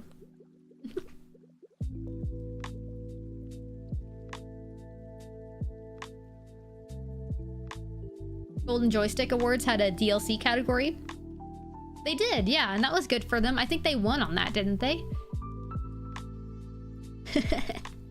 Yep, I'm doing my part. Did I get my I voted sticker? No, nobody sent me anything. That's supposed to be, you're supposed to send me those, Norm? Download my vote card? What is that? Wait, hold on, I have it. Oh, this is cool. It shows me the whole list of what I voted for. It's not a GIF, no. It's a PNG file. I think I could show you guys even.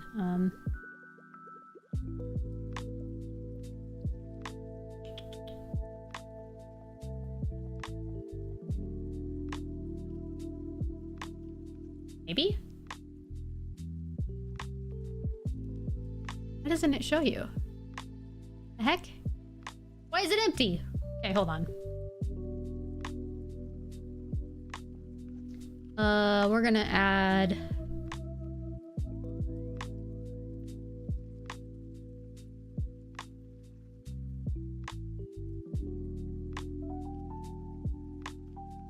There we go. See that? My vote card. That's pretty cool.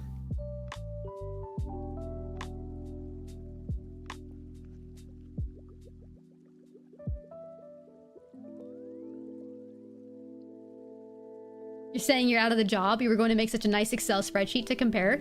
Well, if anything, this could make it easier for you just to see this one little snapshot instead of having to go through the entire VOD to know what I voted for. We can see it right here on my vote card. So that's really cool.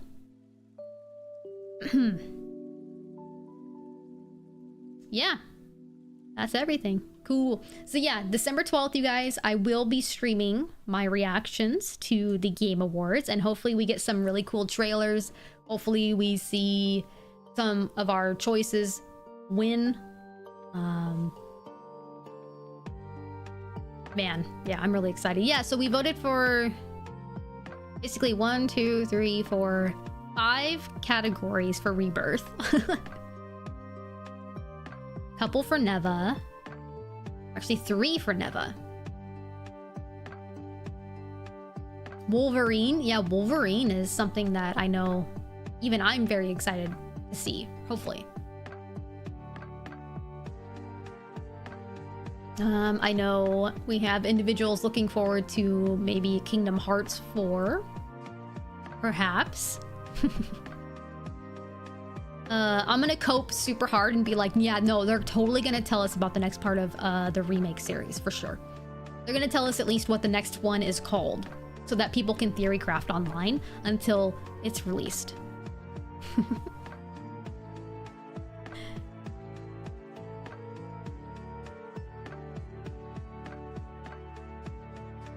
You'll bring the clown makeup? Good, me too. I'm also gonna bring my clown makeup for the Bloodborne remake.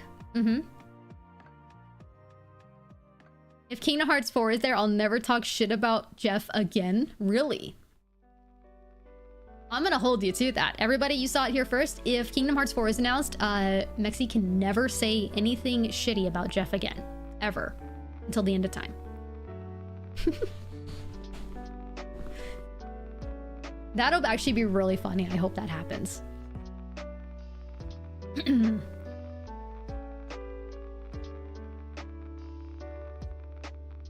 Was the Bloodborne at the end of the 30th PlayStation video a tease? So a lot of people thought that, but the thing is that the thing that they showed in the trailer, it was the promotion video from like, I can't remember how long ago. So like what they showed in the 30th anniversary was nothing new. But who knows? It could still be, it could still mean something, you guys.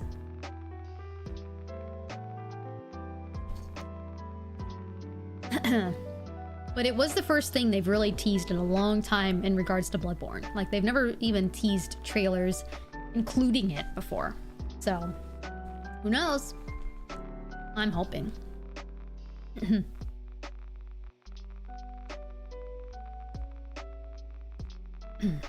Persistence, though. Persistence for a remake and sequel, yeah.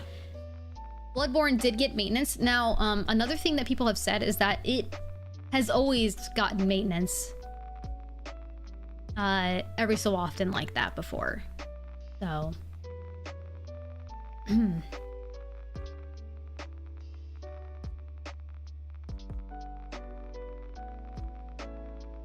Also, Kingdom Hearts 4 will be streamed. You are correct. It will be streamed. If Kingdom Hearts 4 is released, I will stream the game. It won't be right away on release. I'll let y'all play the game first. But I will stream that game. I sort of have to because we streamed and played every single Kingdom Hearts game leading up to that. So, I will at some point, eventually in the far future, I am sure, stream Kingdom Hearts 4. Assuming it doesn't get canceled. Imagine they just cancel it. Imagine the announcement at the Game Awards is, we regret to inform you that we have canceled development of Kingdom Hearts 4 and it will never be released. And so everything you thought or hoped could happen won't. Ever.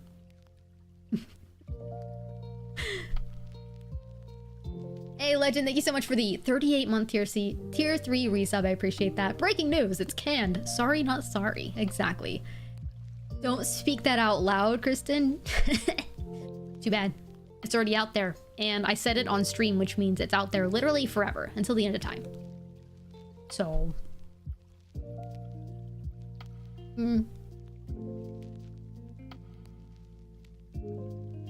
You'll cry? I mean, a lot of people would. A lot of people would be really pissed off if that happened. But what if Kingdom Hearts 4... Okay, so is Kingdom Hearts 4 supposed to be like the wrap-up of the series? Like it's finally over? All the answers and questions are done with? People just know? No? Well then, I'm even less excited for it. New story arc? Ugh. Let it go. What story does it even have, man? It's all freaking confusing.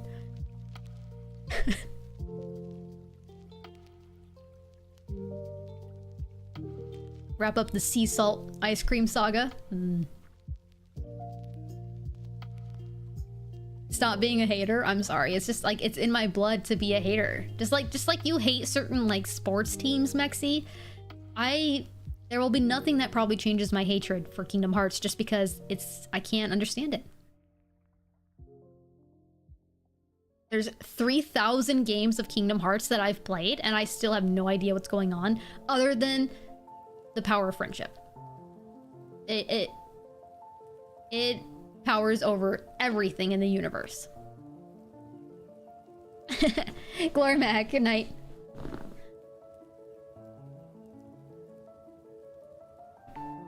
Would I say it's a love-hate relationship? I don't know. I don't know about that.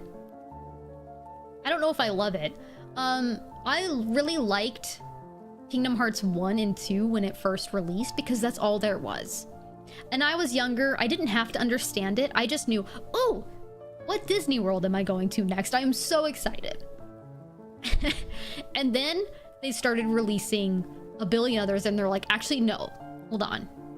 This is actually a really complicated and intricate story that only the most truest of gamers will ever understand. And then I got lost.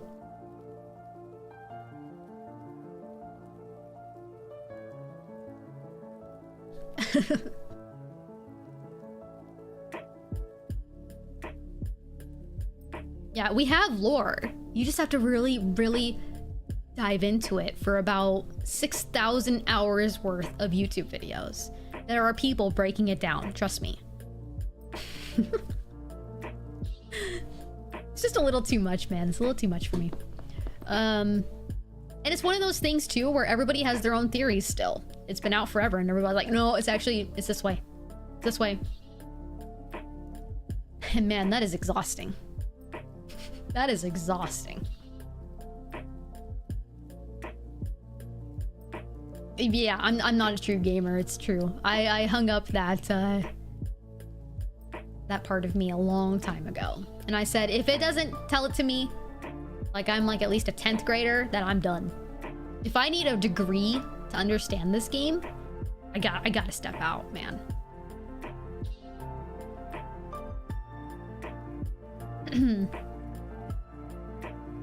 You're sure there's a 3-hour video of what who Sora's mother is and why she was abandoned? Okay, but have you seen how crazy people get? And they're like, oh, guys, look at Sora. You know who Sora looks like a product of? Aerith and Cloud. People are bringing like that shit into it, and I'm just like, I'm out, man. This is just crazy talk. Crazy.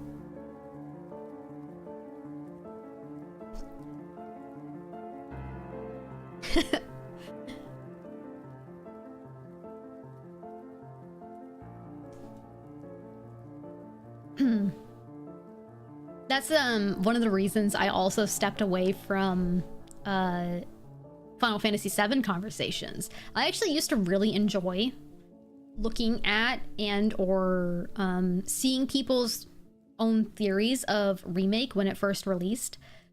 But then the moment we went from remake to rebirth and people started seeing trailers and or the first parts of people playing the game, and especially now at the end of rebirth, I have completely stepped out of that realm because people are fucking crazy and they're like, nope, only my opinion matters. I'm the only correct one.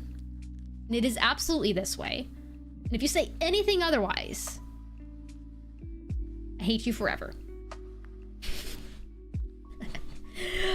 So the theory crafting of Final Fantasy VII has gone too far. I do not get involved anymore. I don't care what anybody says, because what I'm gonna wait for is when the game releases and then we understand. So yeah, is theory crafting different than making predictions or analyzing? In a way, yes. It depends on how far you take it, right? Theory crafting to me is the more severe side of people doing predictions or analyzing topics, because I don't know, there's just different levels of it, right? And unfortunately, for the most part, I feel like the theory crafting with the modern Final Fantasy VII has gone to such a severe degree that you just can't even get involved in it anymore. The shipping, the theory crafting that is no longer theory crafting in my opinion, because people are like so adamant that it's true that it's no longer a theory to them. It's like, well, you're just saying that's how it is. It's not really crafting anything anymore. You're just trying to insert yourself saying, I know exactly what the developers are doing, and it's this way. Yeah, trust me, bro. I know exactly what they're doing. I can appreciate a healthy analysis and chat about it as long as it never deviates into somebody then taking somebody's personal analysis and being like, actually no, there's no way, you're wrong. And then it's like, how can you say that? How can you say anybody's right or wrong right now?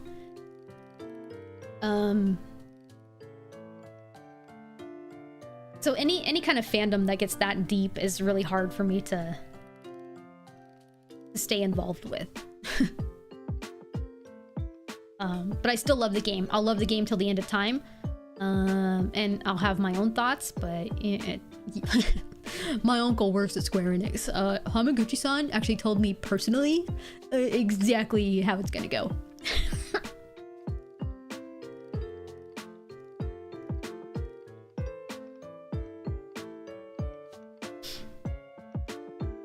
Actually, I'm the best.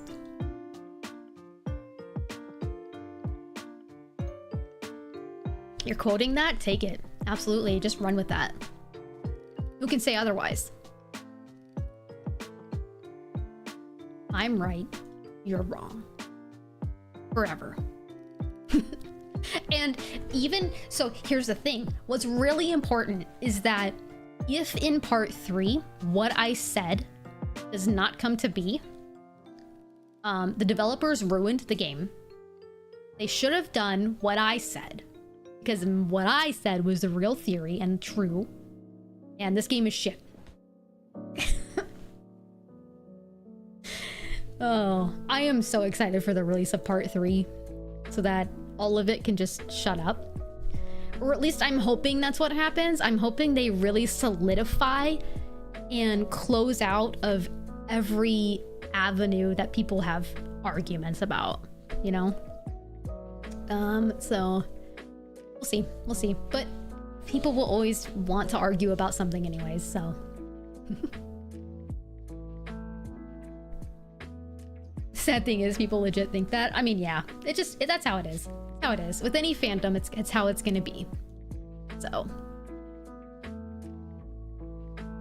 Close out the time loopholes as well. Yeah, I mean, I have my own theories, of course, but I don't know. At this point, I'm just like, I just need to be fed part 3. I want part 3 to release, and I want to go into my my dark cave in my living room and not speak to the world for a week while I play it on my own. Best time of my life. That's what I did with Remake, that's what I did with Rebirth, and that's what I'll do with whatever part 3 is. Legit full gremlin, it's true. I full gremlin, I'm a shrimp on the couch, and I have my snackies.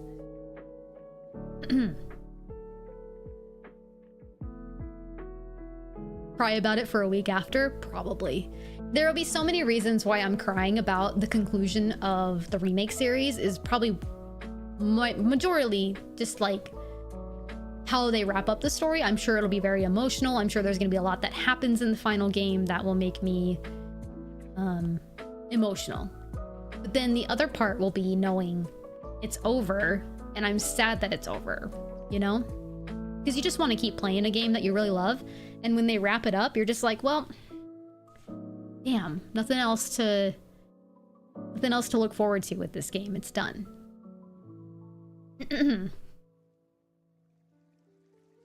All right. Anyways, guys, this was fun. We did our nominees.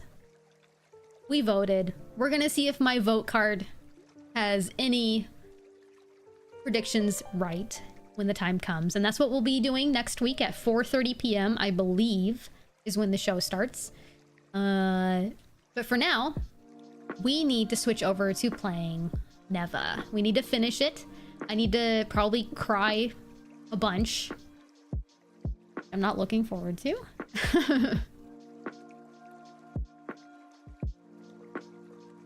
But I am looking forward to playing because it's a fun game. I'm not looking forward to crying. Okay?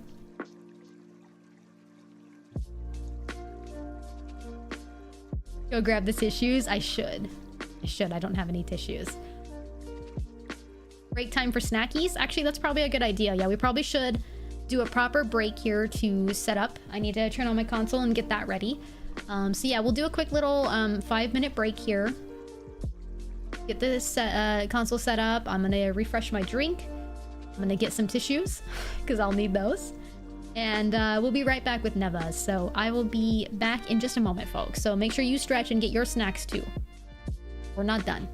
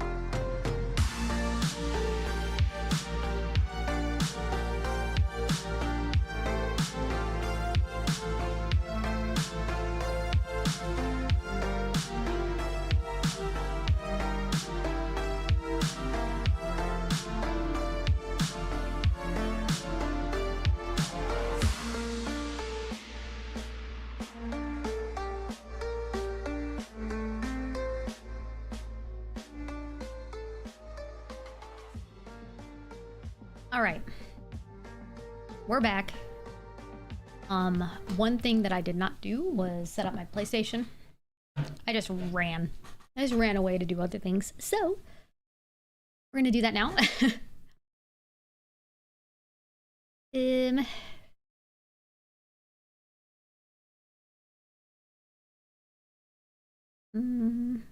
But I did get a refresher on my drink. I got a cloth so that if I cry, which I'm sure I will, take care of that.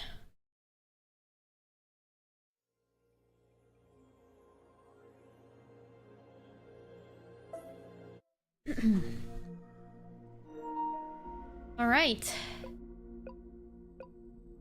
As you can see, Star Wars Outlaws is a game. Well, you can't see actually, but just beat that one. I have Alan Wake 2 installed and ready for when we play that. But today we're making some... Wait, what the fuck? Not what I selected, is it? Oh, we're playing Alan Wake 2 right now, apparently. We're not. Hit the wrong thing. What the hell, PlayStation? It's because I'm looking at the monitor and I shouldn't. There we go. Not my monitor, but the like feed monitor, and it's delayed, and then I don't click the right thing. All right. I don't know why Link's barking. I heard him bark.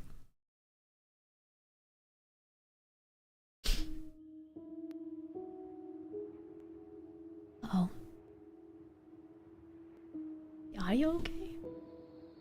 No, the audio is not okay.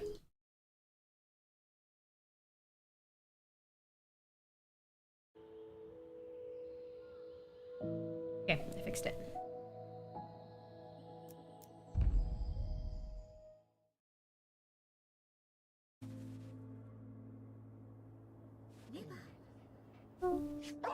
Okay.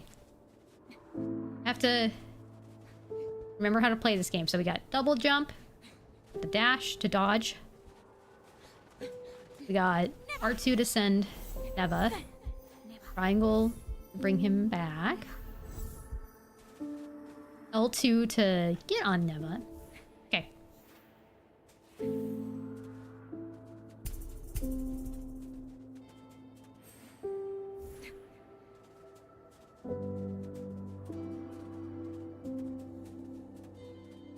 So we're off to activate... What the heck?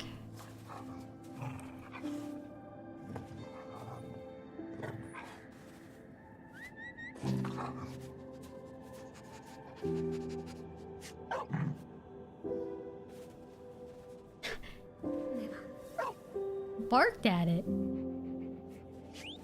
Okay. That was another one? Okay.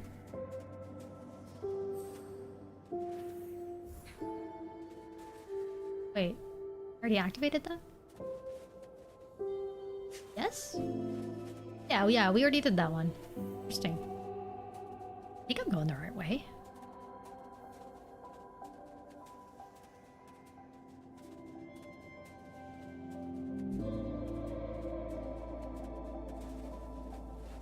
I remember that.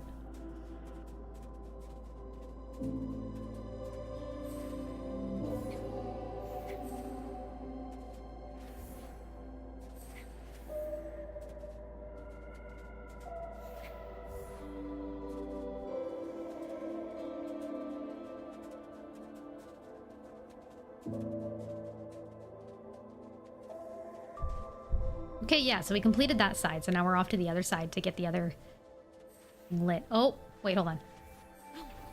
How do I... Is there a way I can get that?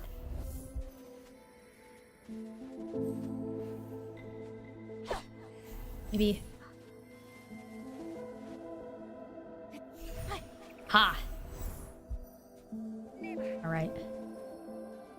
I wasn't sure if Neva counted.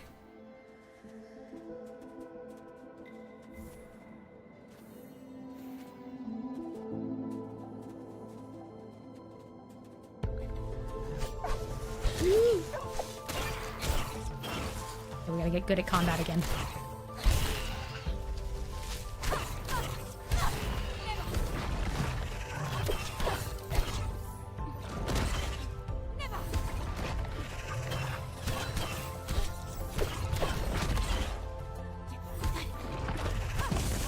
Nice. Oh. And there's that... Oh, it has a broken antler.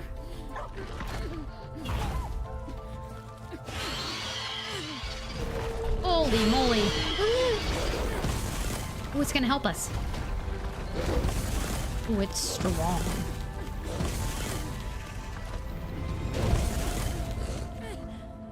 Dang.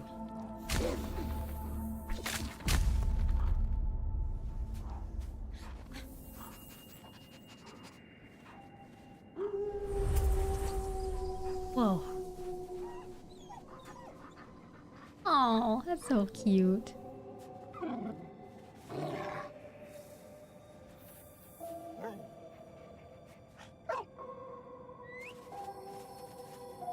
Went from barking at it, uncertain of it, to being like, oh, thank you so much for saving both of us.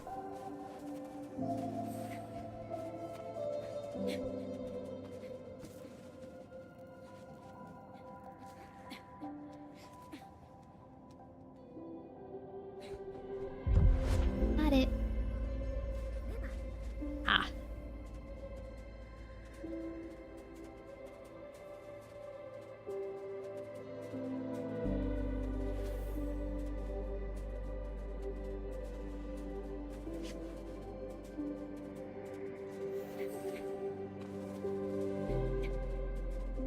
Man, this game is so pretty. Music is so good. Looks like we're gonna have to go all the way around, yeah? Oh. Oh! That's right. Where blocks.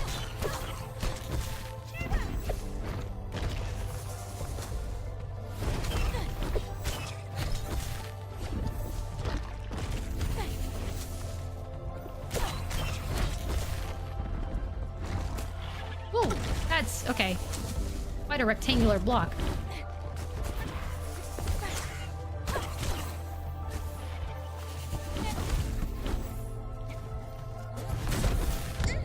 Ow.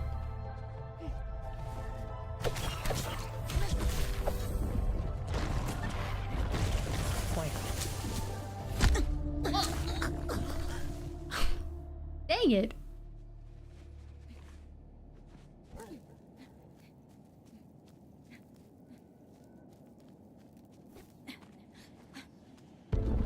Let's go again.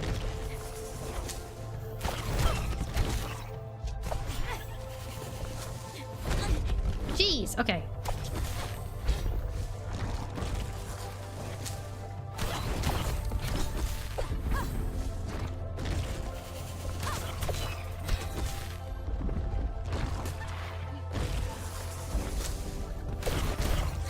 Ugh.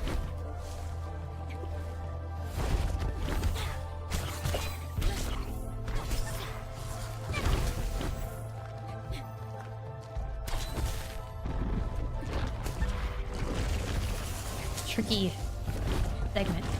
Okay.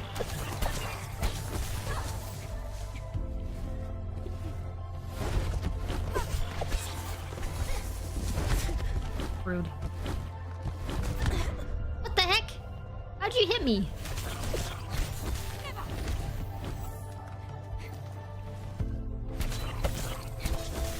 Okay.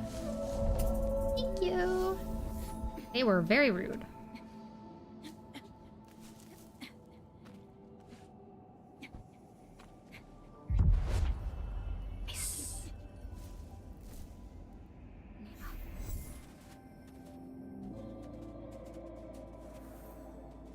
This is why the game deserves best art direction. That's very true.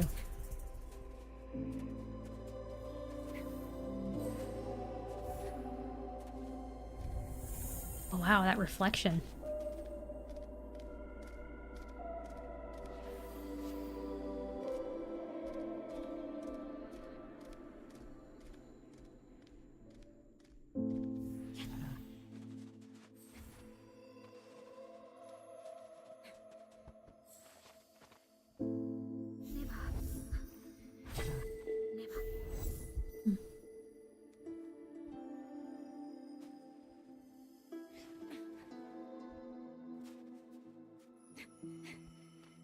G-Card. Thank you for that 100 bits. Mario games are unforgiving. There's not a mushroom for... Good pun. How do I... Guessing there's nothing to do there yet?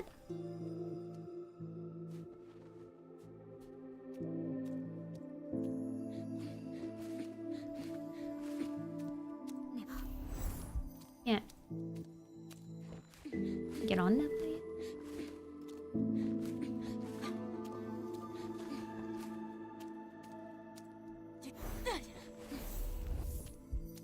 Supposing there's a reason. Let's see. Whoa. Oh shoot, are we fighting it in the reflection?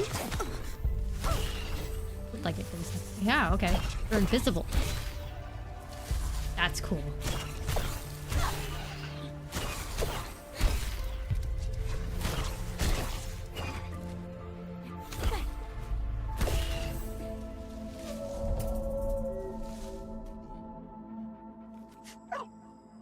That's cool.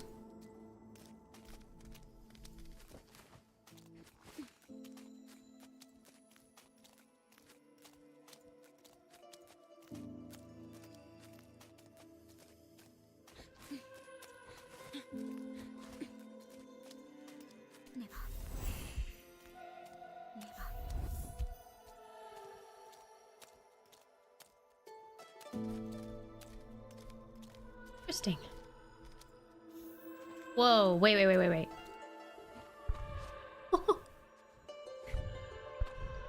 Whoa, that's cool.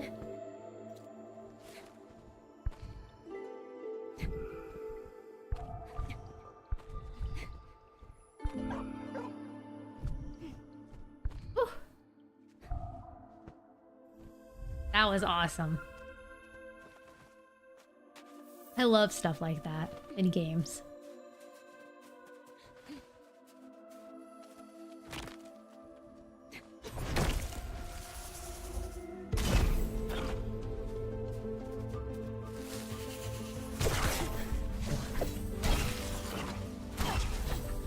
Mirror world.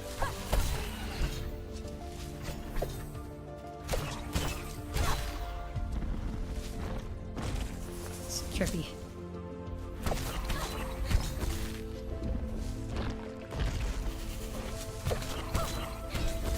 I have to like watch the other side while I do this.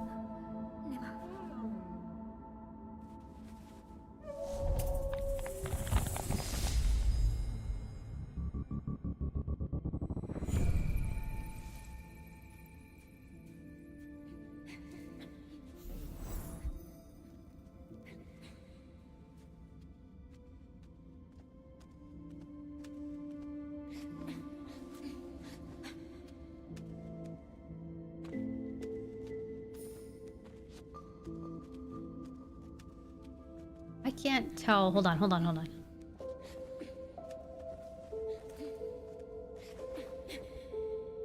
Oh. Never mind. I can't go back. This is the way we're going. Never mind.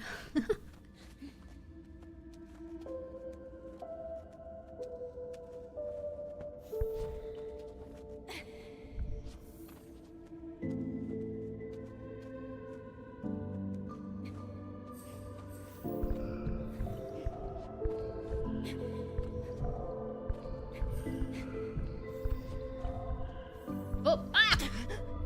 I didn't read that correctly.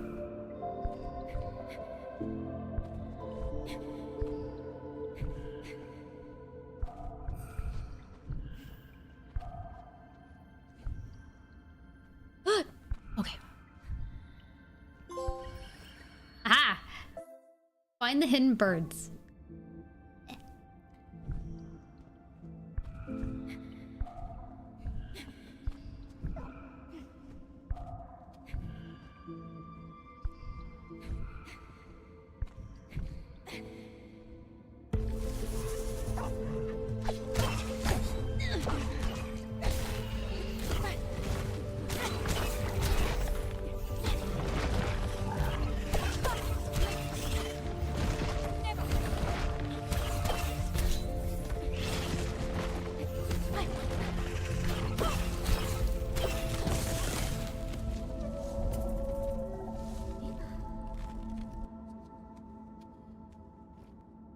will always pet Neva for being good. Dumb.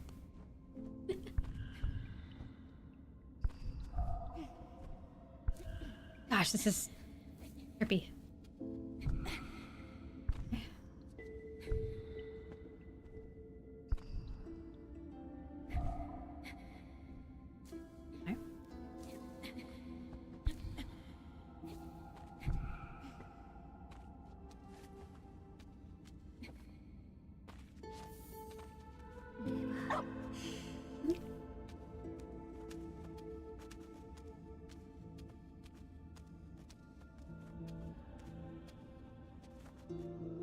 Oh, okay. Because it's opposite of...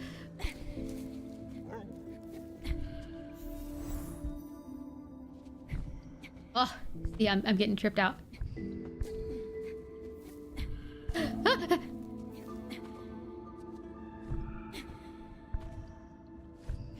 It's hard to explain how hard this is to control.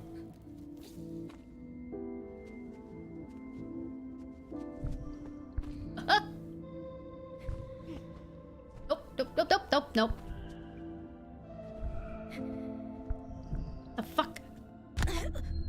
Take me back up there. Oh, thank goodness.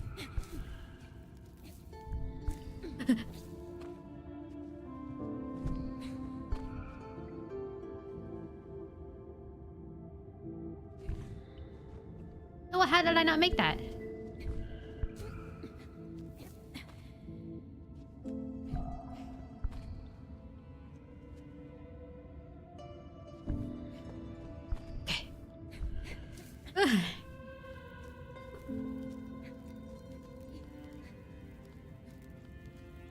It breaks my brain.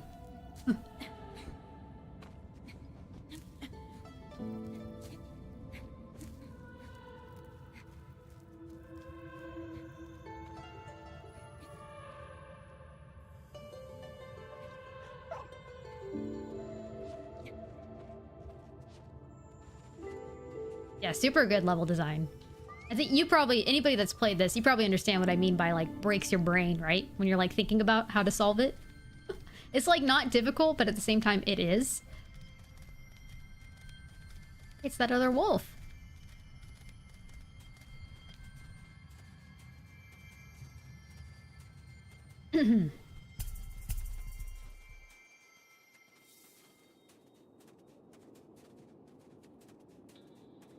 Night, G-Garn.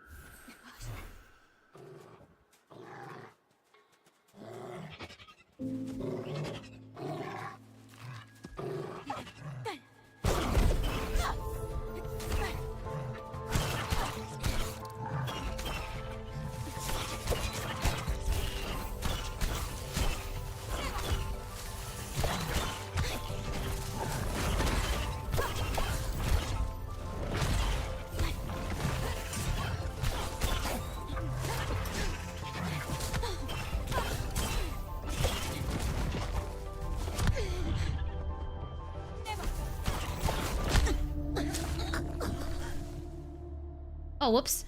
I accidentally hit the button. But also... Holy shit. This is a lot. What I was mostly saying the whole time was, oh my gosh, this is a lot.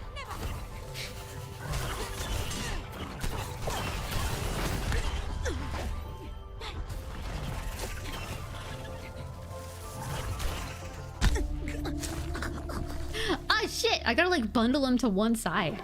You know?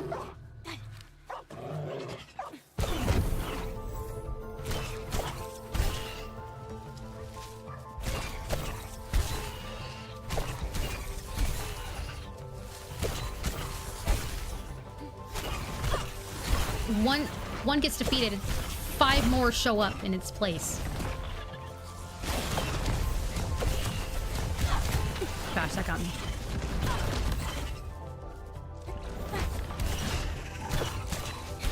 Okay. Just gotta be smarter about my plays. Alright. Aww. See, now we helped it. Aww.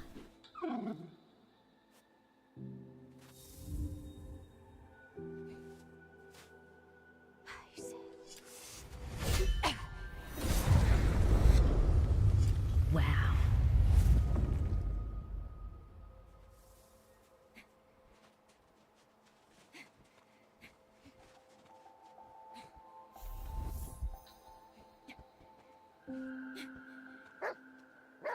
We're on our way. Well, that has those creepy faces in it.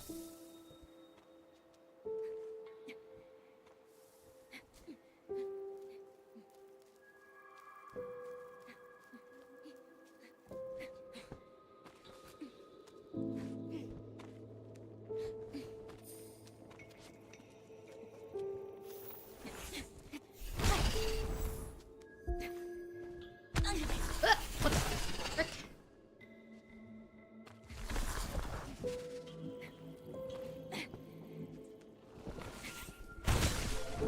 Oh.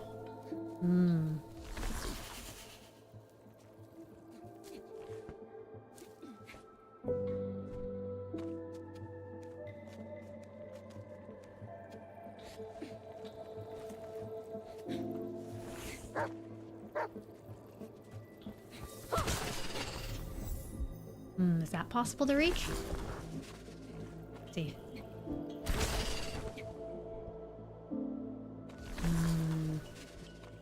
I need to be higher. Might be.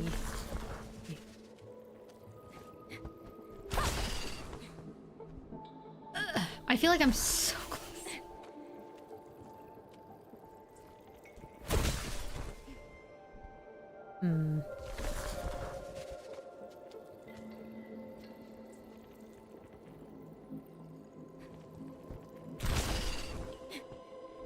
Ah!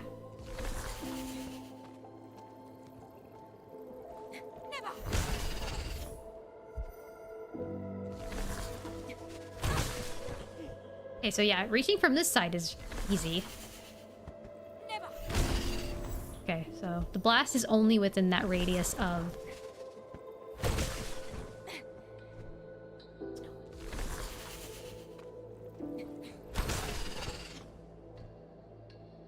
What? Can't be that... Maybe I can get higher and then maybe like, maybe... Hold on, let's just see what's this way first. Did it close off? Or am I like going about this the difficult way? No, that's definitely the way.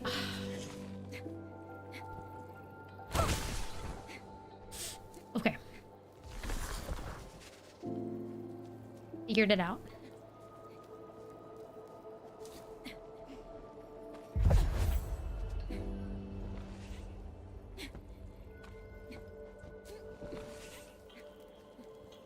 How was it possible that time? Because I came at it from above and hit it downward so that I was higher up at that point to get there. From the angle I was going at before, I was too low.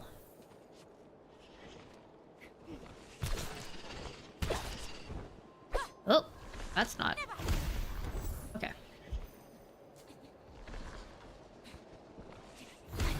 Oh. Oh.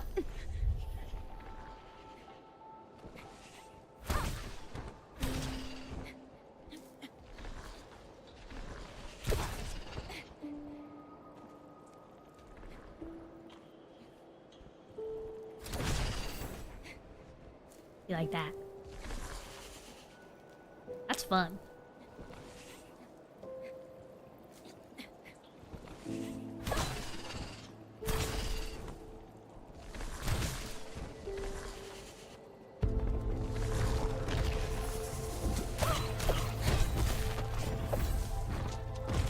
Oh, that's high up.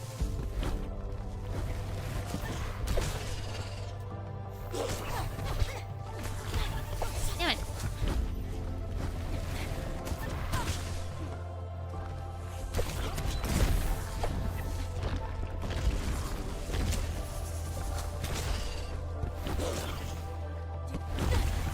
Good point.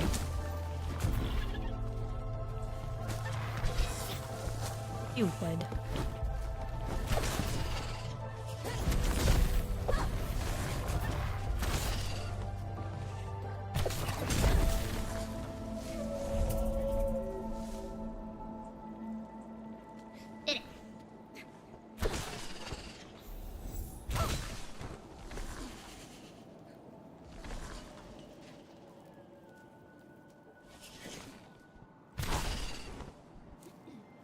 Now we're platforming. Yeah, this is some serious platforming. You don't want to make a mistake. That's for sure.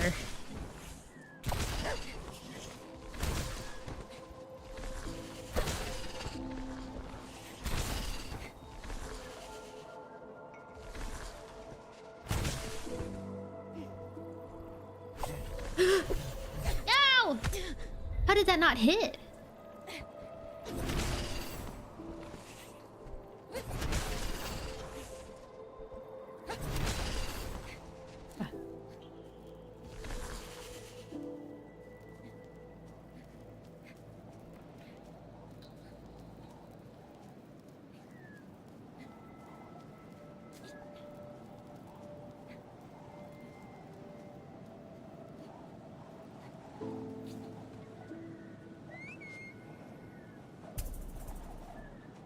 I didn't do that. It's controlling itself. Okay. Oh! There's the baddie. Whoa.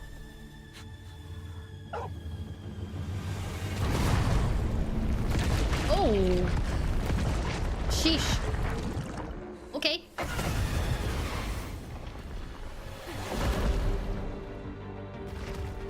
Oh boy. Okay.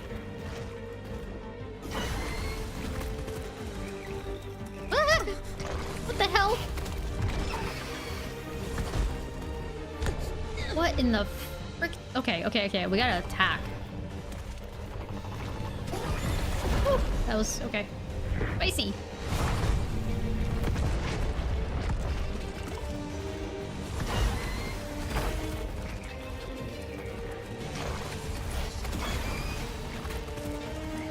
Oh, I jumped too soon. I thought it would shoot out a lot faster. Okay. Yeah, we understand. We understand the mechanics now. For some of it. There's a bit of a delay. Got it.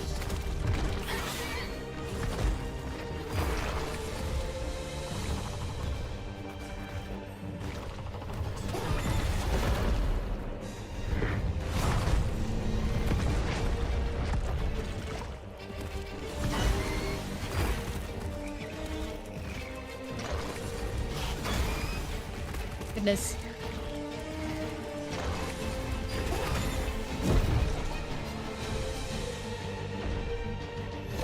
Oh boy.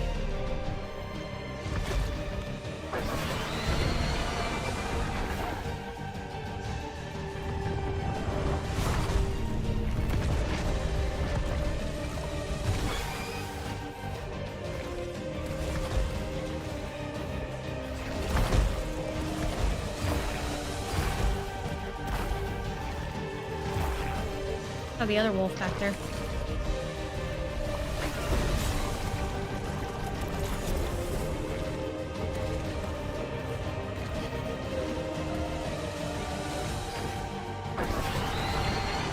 Oh my gosh.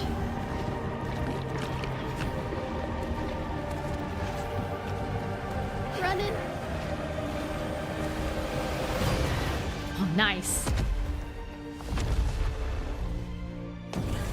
Yeah.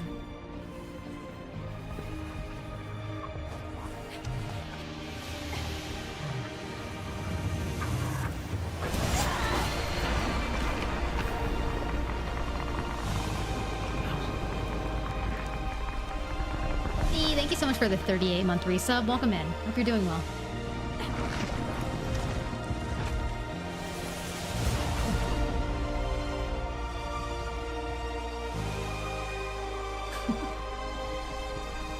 Wow. The music though with this.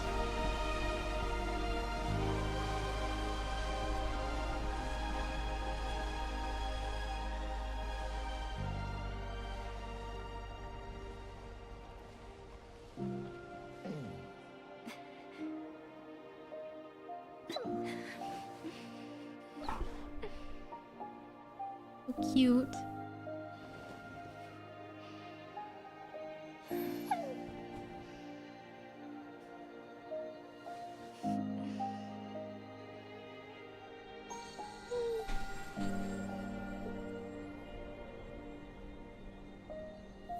Our wolfie friend. Aww. Do they love each other? They're going away.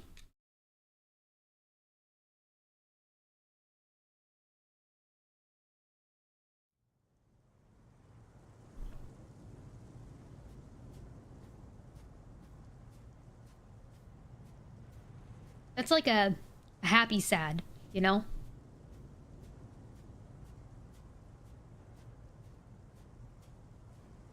It almost got me. I teared up a little. Like it must be like when parents see their kids go away. Like when they finally move out. Oh.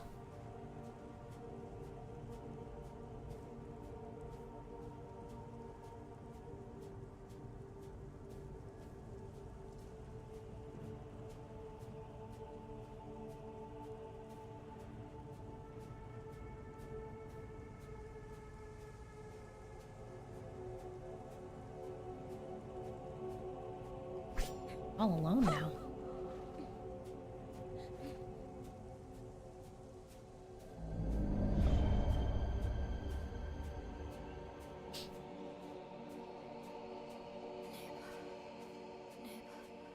Oh, and she only whispers Neva's name now. Almost like a sadness.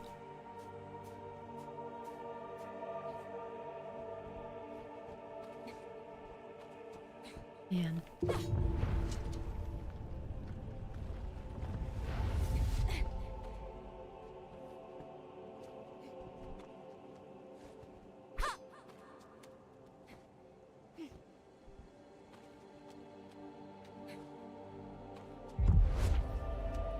So cold and empty and lonely.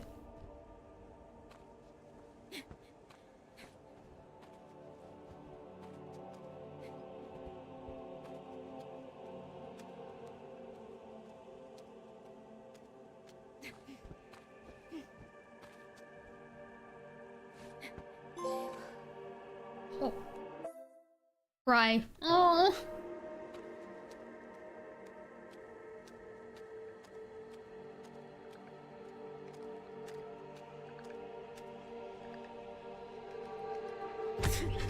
Okay, they are mean. I was hoping to see if they were like maybe docile. They're not.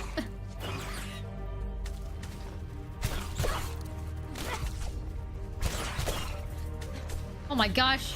They're so strong. I feel like we're weaker.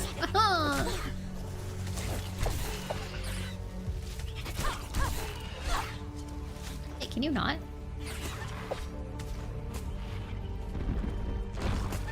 Oh.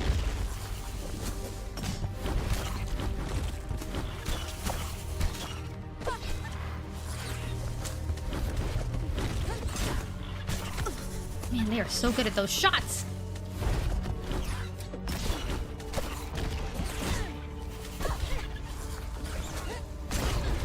Oh my gosh, that was a 2-for-1 they got on me. Oh. I'm glad they started fighting me because it stopped me from crying about the achievement I got.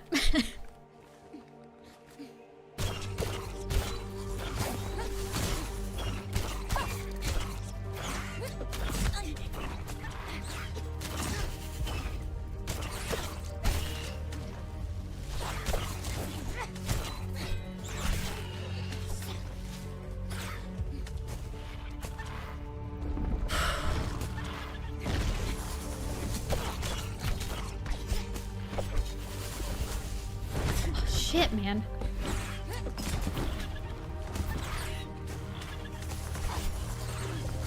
Stop moving to that side so quickly. You guys could also stop chucking things at me.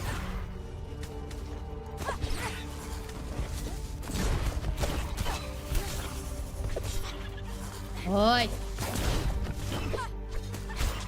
Kill the block.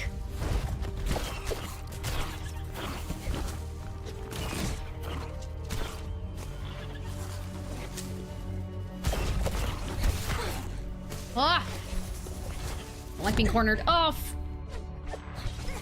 Don't get hit.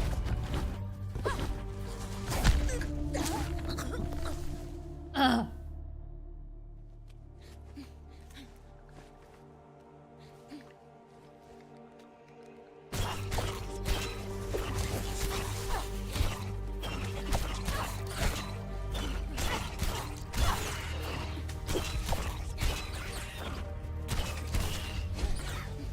I'm not here to play this time.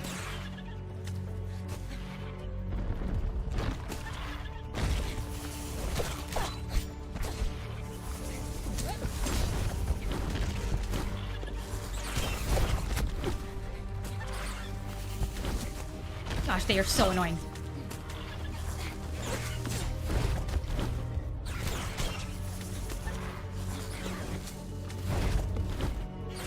They alternate perfectly, too. Holy shit. Oh.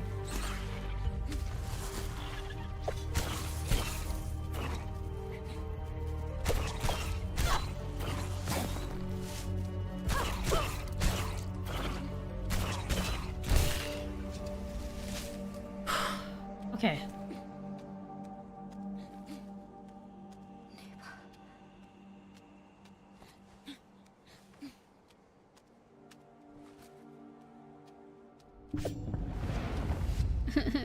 I want Neva back.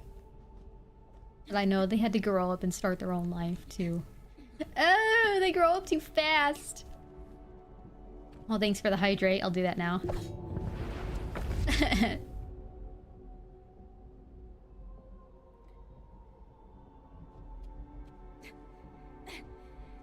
Oops. I didn't realize I could hit into that. Okay.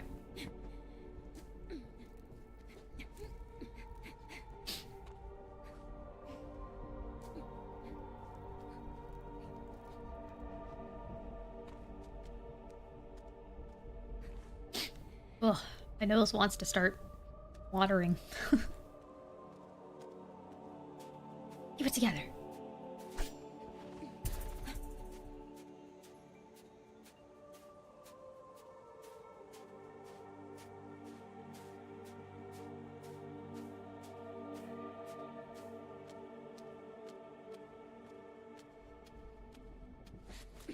A little puzzle on it.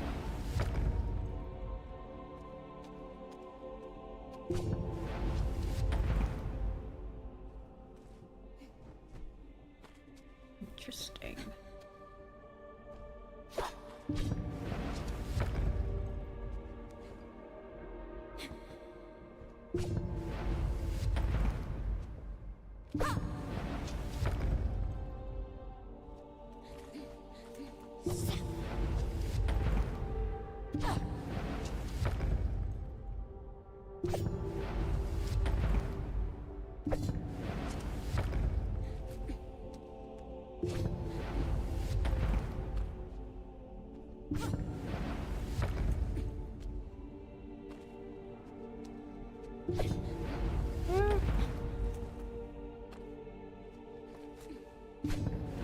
Where am I supposed to... Wait. Is there one right there? Okay.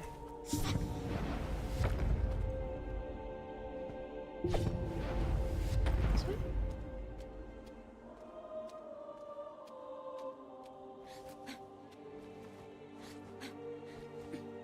Gosh.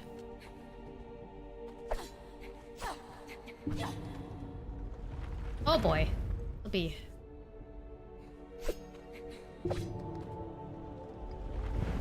But yeah, obviously I can't do anything that way, so I need it to be this way first. I can go down... Hit... That does.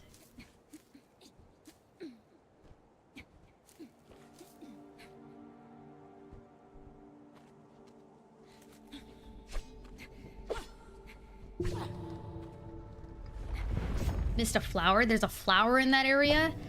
I was like half worried about that being a thing, man. I was like, surely that means I'm gonna miss a flower if I do it this way.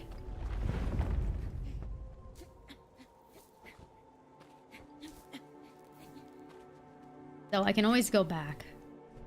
Unfortunately, this run will always have a missed flower. I missed a flower in the nightmare, which is like so disappointing.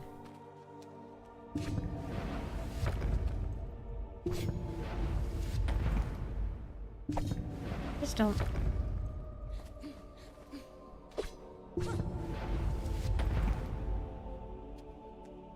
Like, this is where I started, right? Yeah, okay, if we came up from here.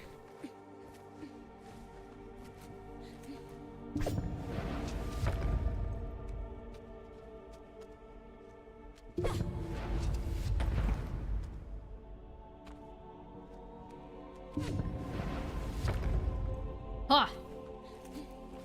There it is.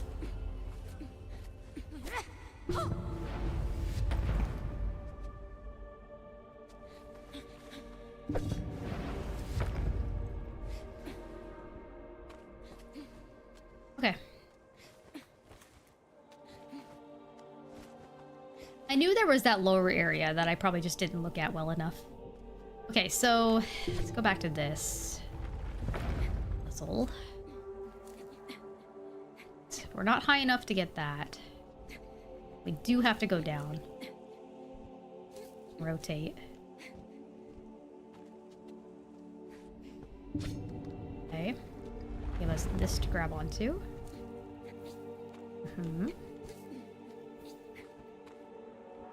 We able to reach that? Maybe. Looks like that up there will possibly rotate too. Okay. I'll say no because we don't have the extra jump. It looks like that piece up there rotates. So.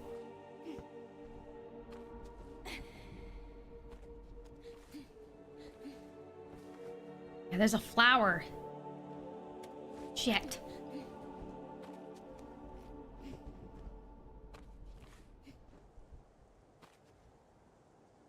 It probably rotates from up there. Fuck. There's no way, bro.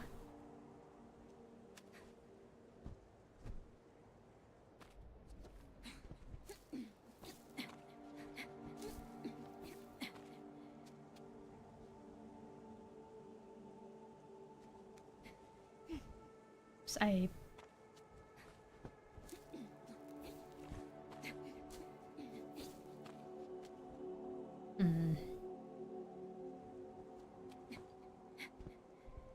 Gosh, I feel like I'm...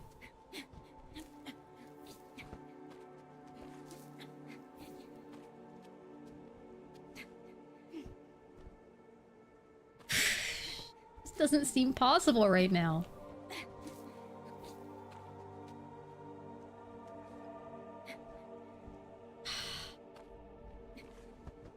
Missing a skill.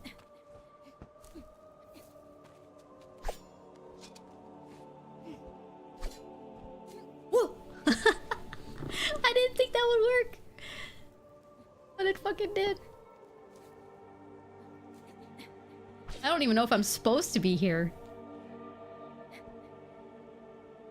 What the fuck? I'm not supposed to be there, am I? I feel like that needs to rotate.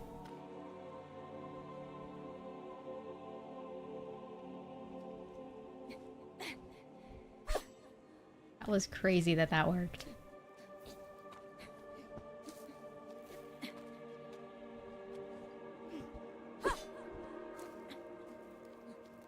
Seem like I'm supposed to be here. And there's no way to cross that gap with my current skill set, so... Yeah.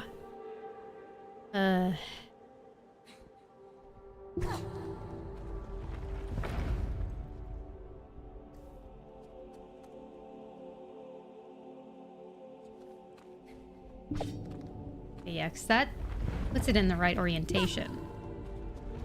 And obviously then that's an easier jump across, but...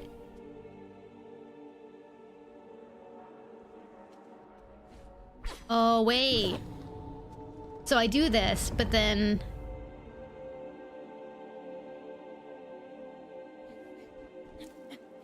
Oh...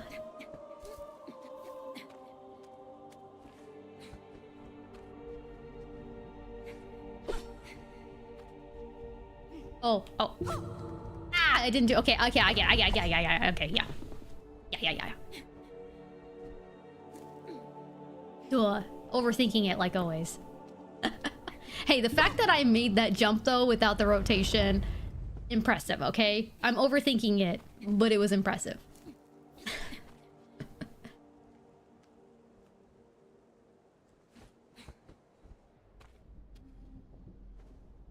No! Oh, God. Now I gotta do the combo, right?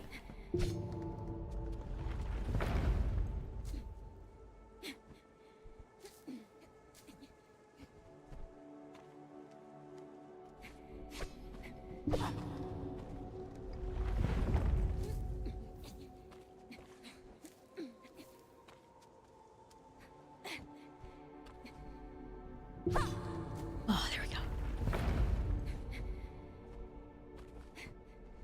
Don't fuck this up. Wow, look how much easier that jump is.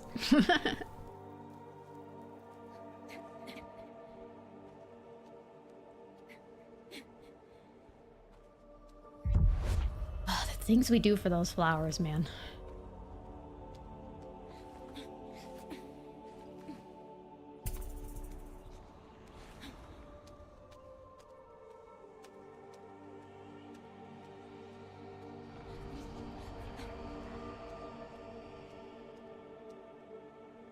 The heck?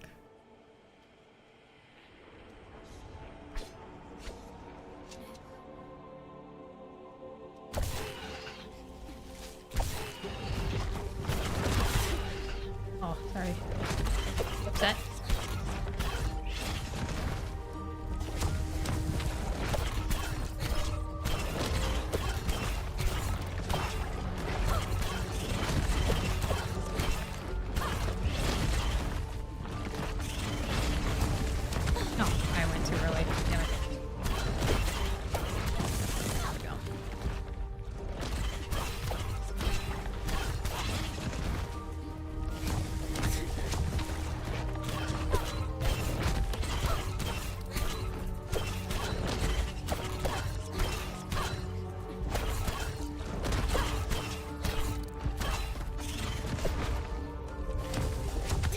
Again.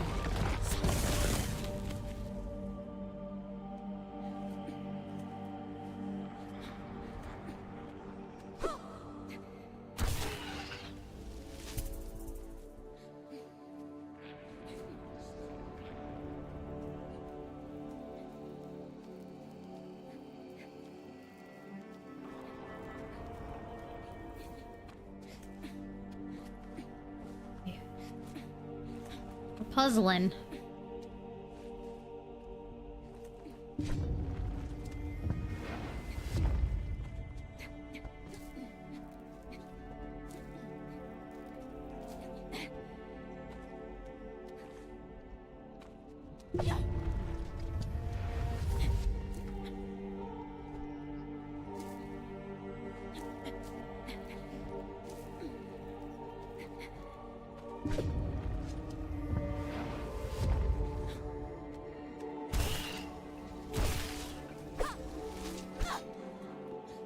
Oh boy, that is quite a high flower.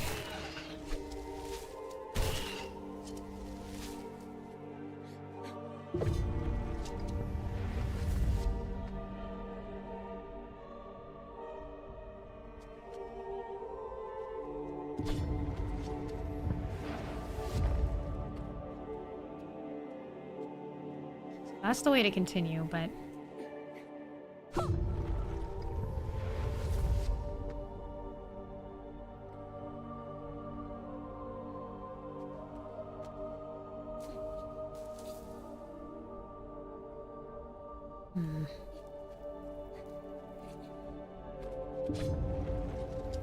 I think that's what I'm gonna have to do, yeah. Get past in time, yep.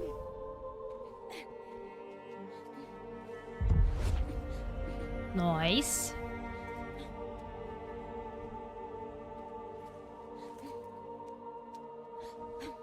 Oh, that's gap.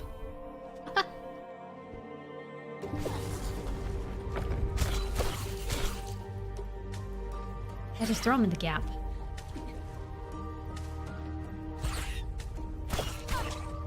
Get out of here.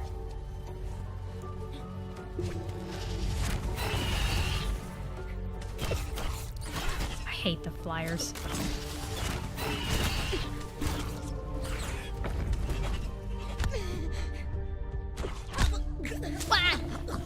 Man, the area in which that wing attack is effective for them is ridiculous.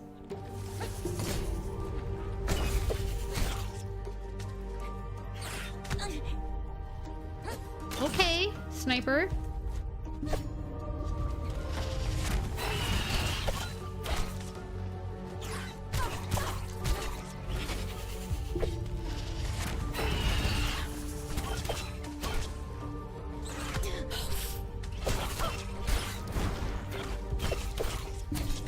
Get out of here, man.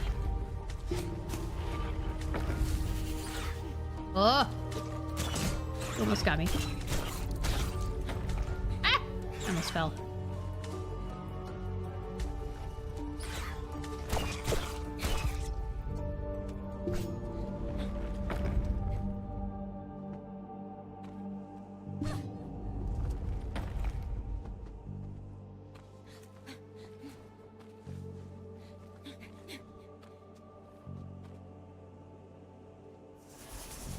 Oh, okay.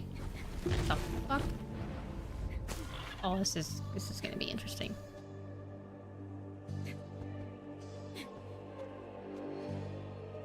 What the hell?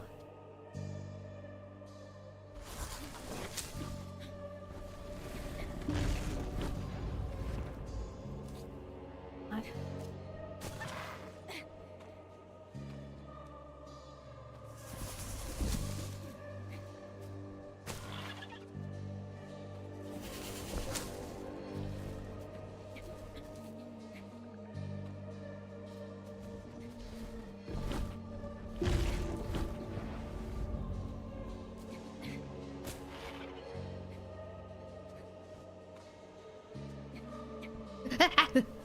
Fuck.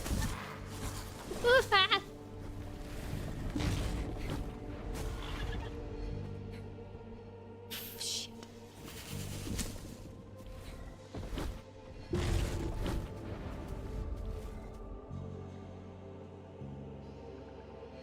Oh, Duke, I'm so sorry to hear that.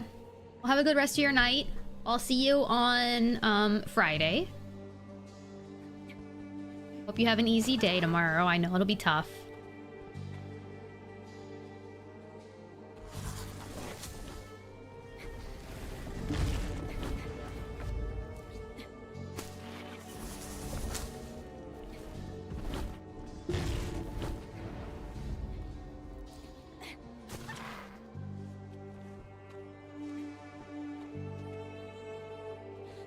Oh, fuck. Shit, I don't even know if I'm doing this right. I don't even know.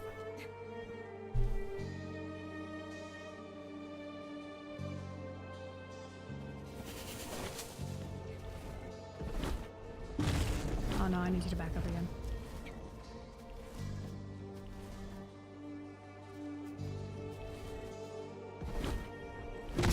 Ow!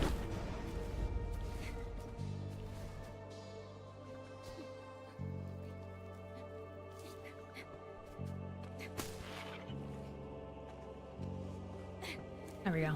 Yeah, I just needed him to step back a bit. Got it.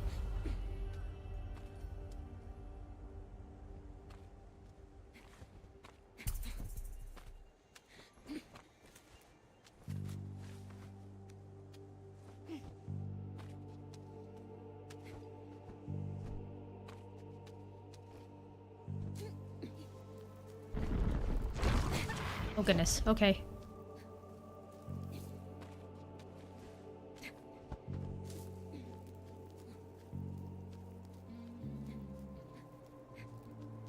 Gonna be a lot of that, isn't it? Huh? Nikes.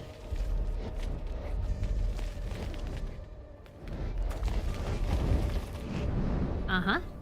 That was really cool.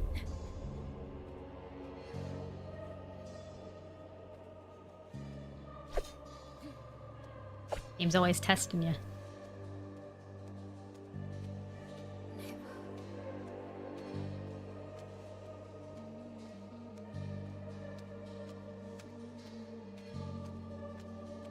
Weird. Whoa!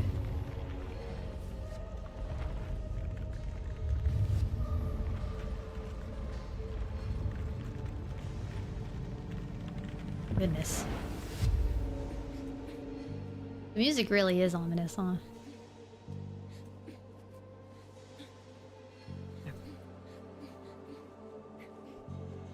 Lonely. It's like a lonely, cold...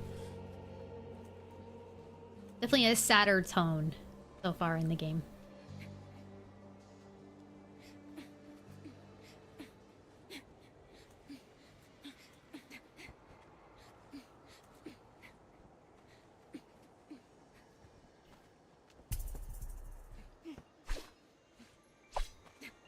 To climb up the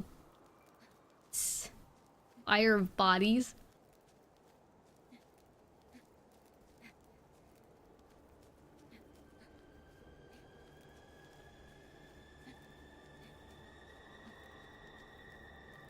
Oh.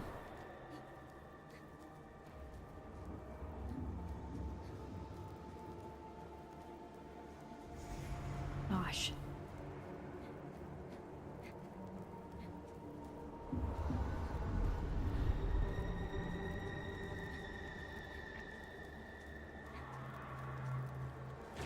Ooh.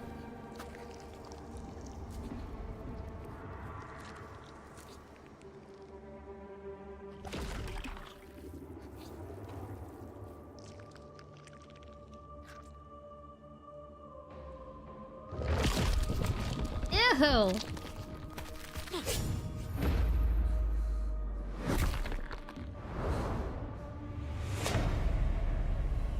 My goodness. I mean, that's pretty badass, but 4 was really gross. Oh, shit! Oh. Oh. Oh, you fast.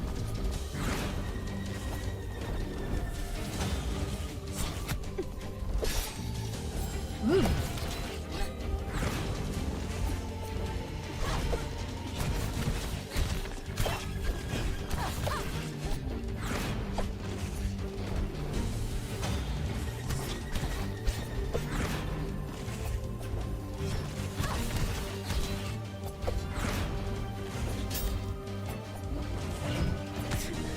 Ow.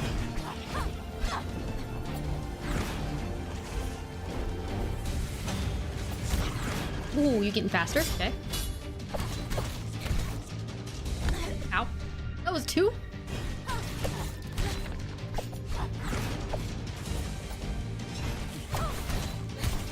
Earn health back.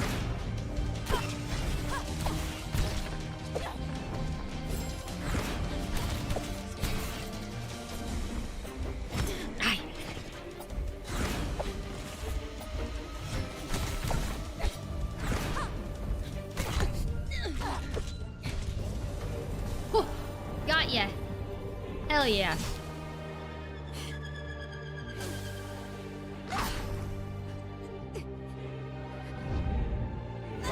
Oh. Shit.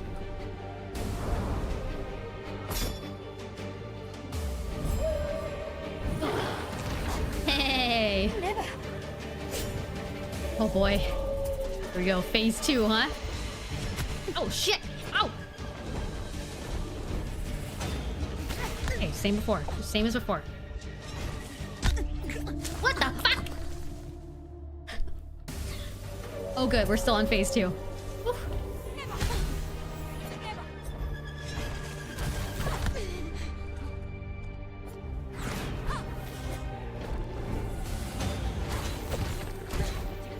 We strong again though.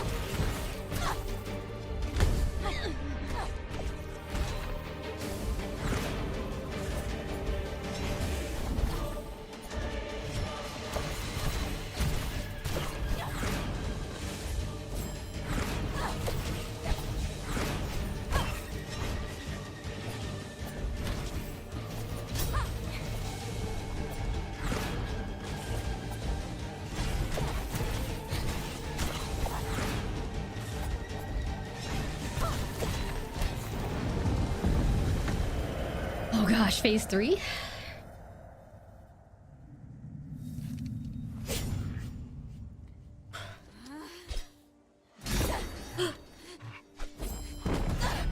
The fuck?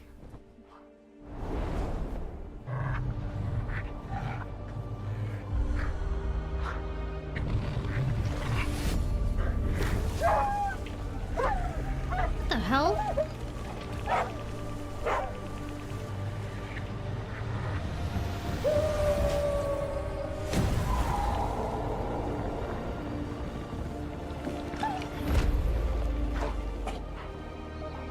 That was rude as hell.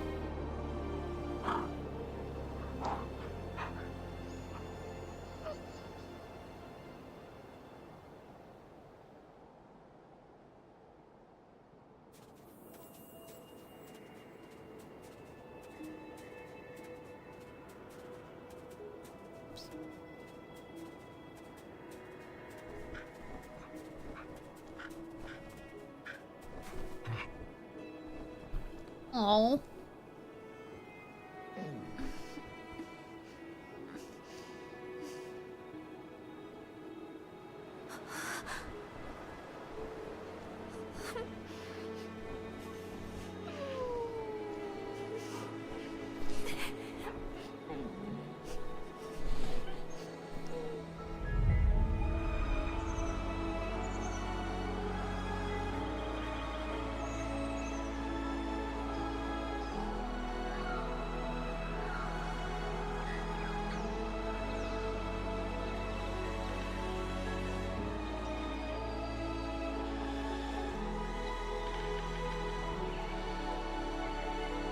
They've been like restoring life to the forest.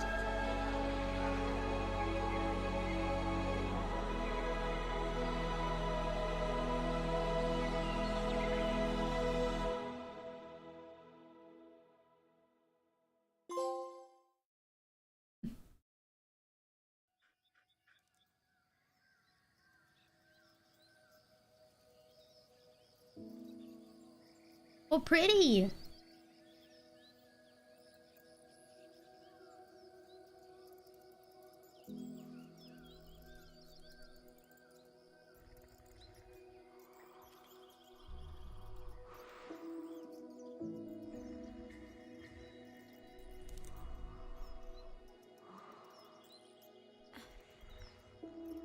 Bruma. A little baby. Bruma. Oh. Bruma.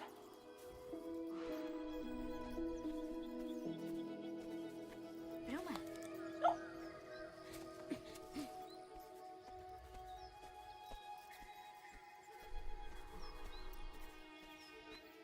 Way though.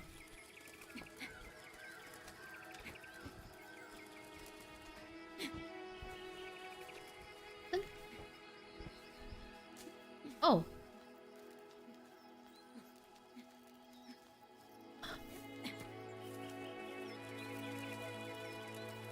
All of our flowers? I missed one.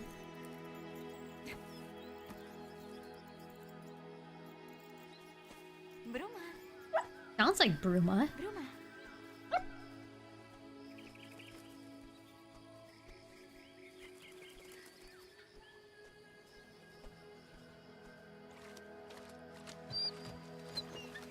Bruma. I missed one flower in the nightmare area. It's gonna haunt me.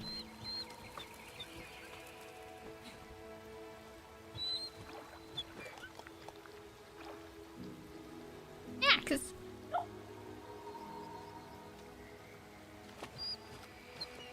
going that way. Just the end of the road this way.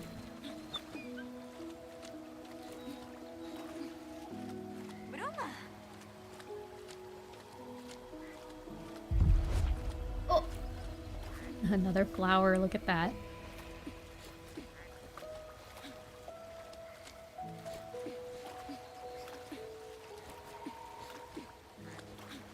But still, it's not all of them, and I know that.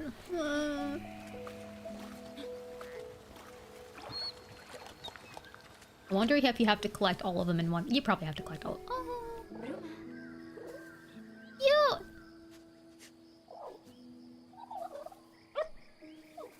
Bruma. Uh-huh.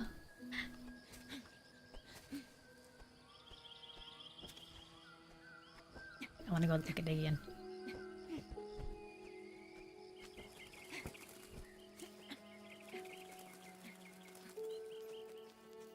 It's a big deer? Yeah, it's a spirit deer.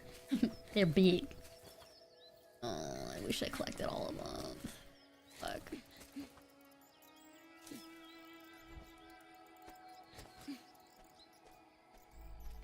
Bruma. You awake now?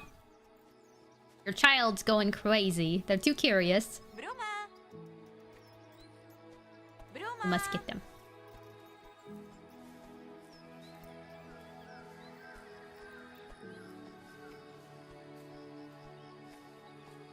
Bruma. Bruma. Drinking your water. You're not worried about your child? Bruma.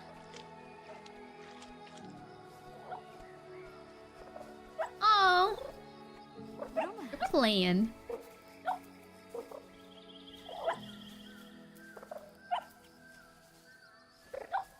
That's so cute. Oh. Telling you it's time. Playtime's over. Bruma.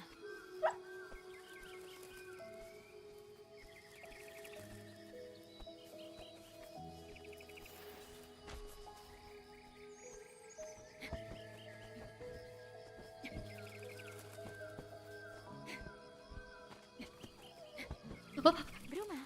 okay, your mom got you this time. Oh, it gave me like flashbacks of when Neva fell. Oh. Trauma. How pretty it is now.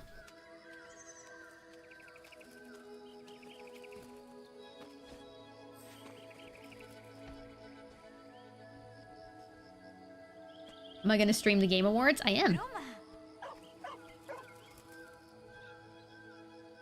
It's a big jump, but you can do it. Bruma. You're strong. Yeah. Bruma. So cute.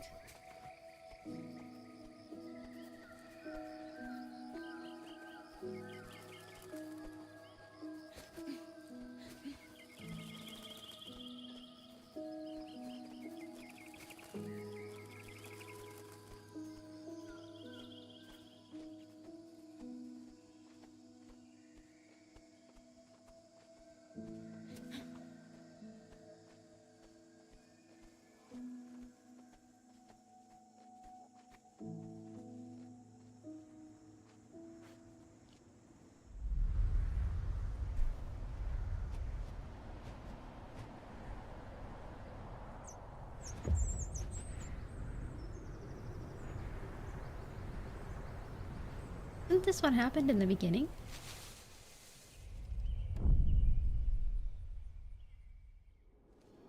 What the fuck's going on? Bruma. Bruma.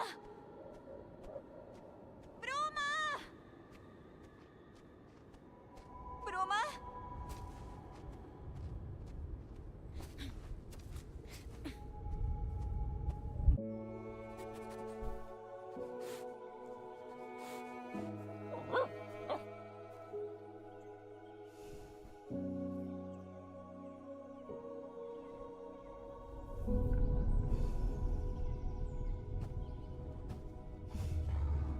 Oh my god.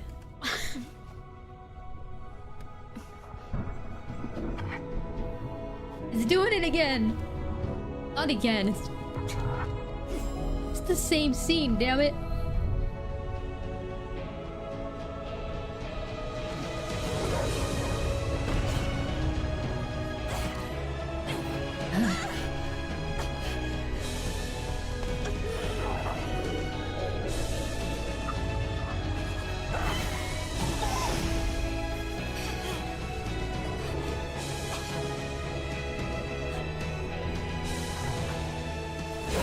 Oh my god.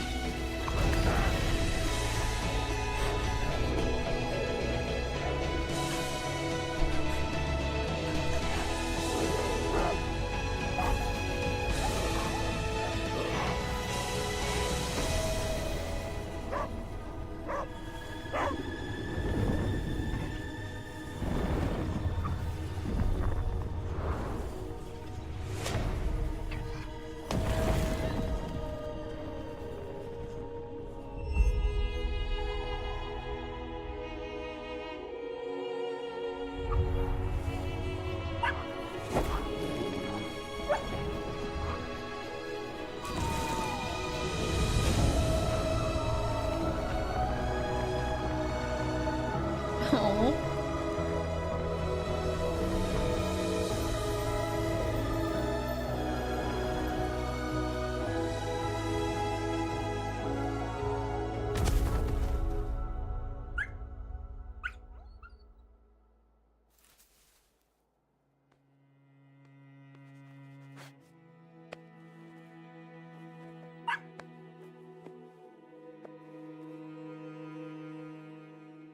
That's so sad, man.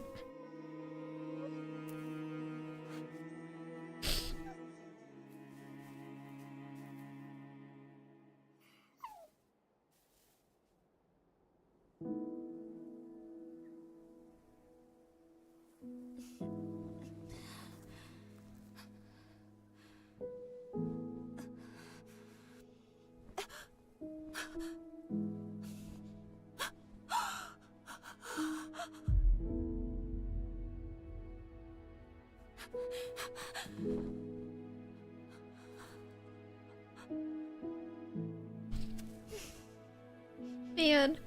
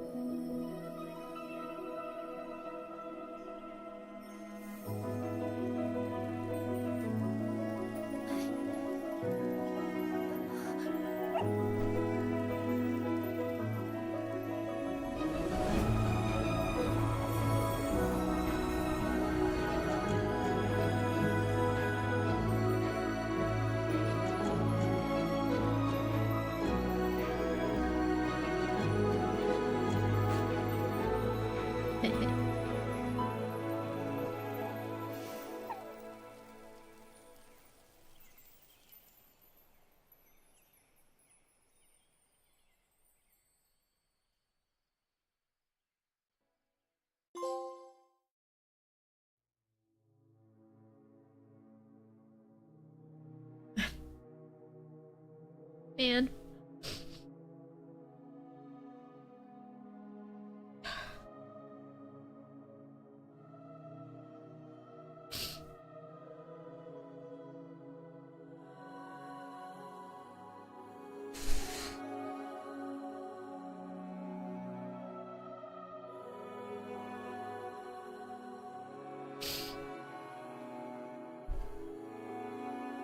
Oh.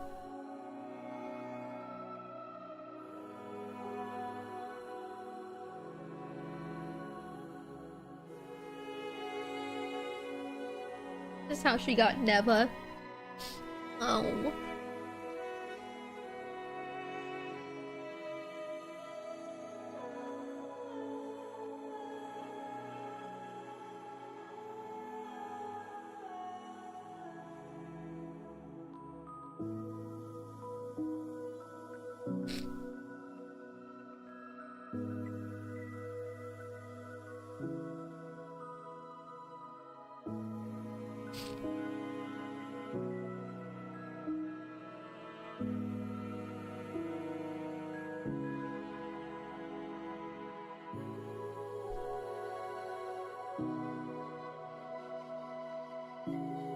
It makes me so sad, man.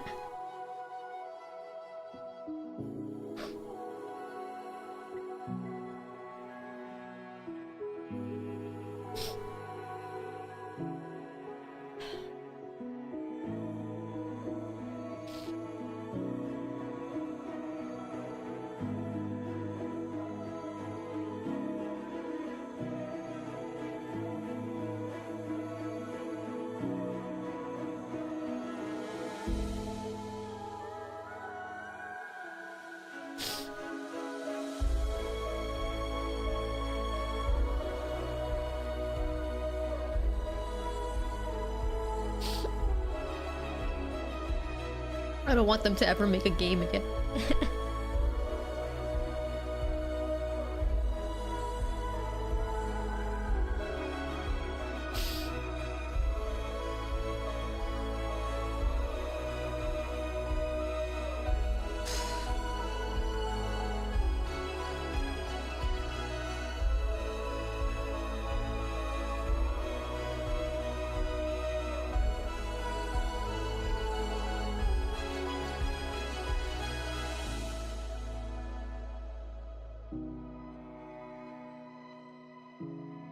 I even told myself, I'm like, they're gonna die.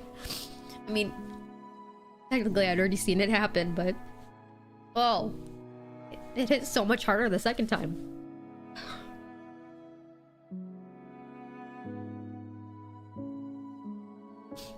But when they show you that it all came full circle,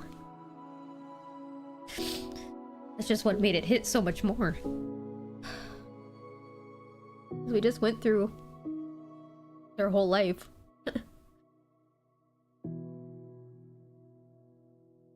So rude of them. Man. Fuck.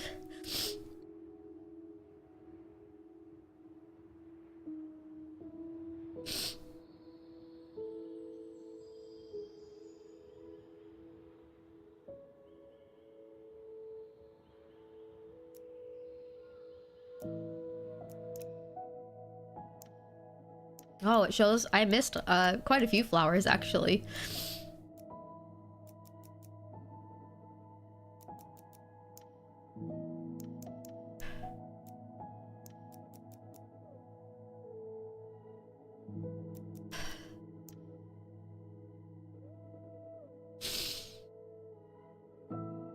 I need to find all the flowers. There's a secret ending if you find all of them. Oh no.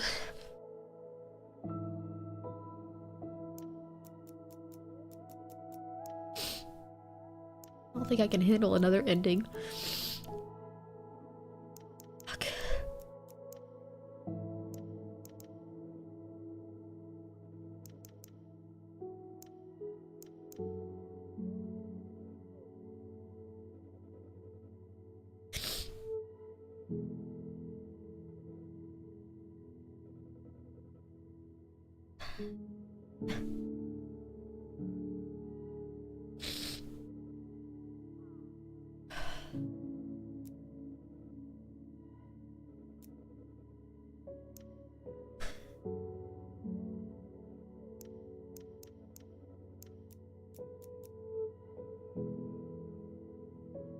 Overall, how would I rate it? I hate it. It's a 10 out of 10 for sure. I hate it.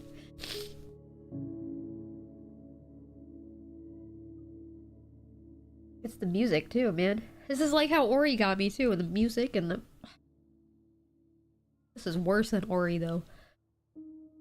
This one hurt.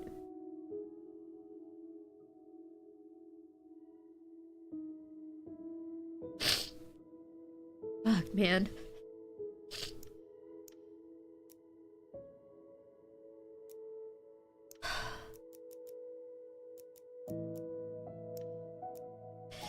If I collect a flower, do I have to go through the entire chapter? Or, like, you collect a flower and then I can select another chapter? Because if I have to go through the whole thing, man, I don't think my emotions can do that. Tonight, at least.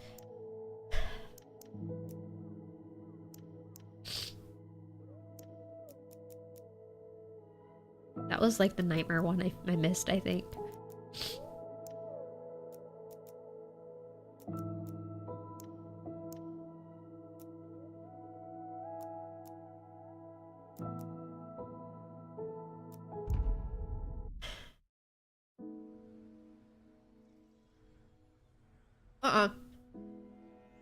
I'm sorry, I'm skipping that. I can't.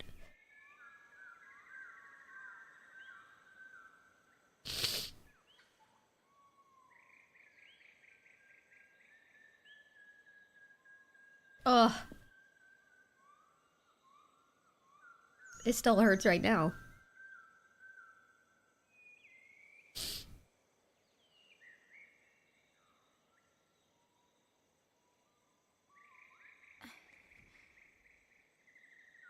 Neva.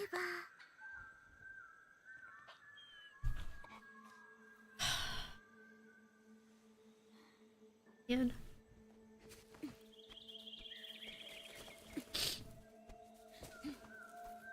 Will the flowers I already collected not be here? Like, will it be obvious that, like, oh, that's the one you missed?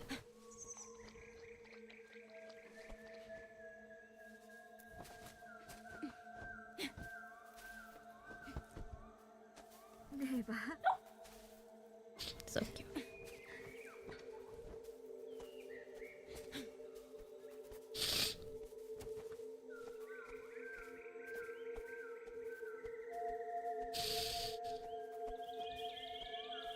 Oh, I'm so sad still.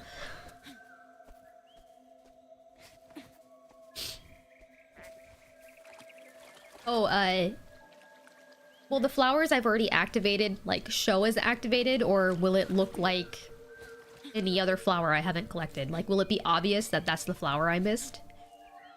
I don't know that I remember.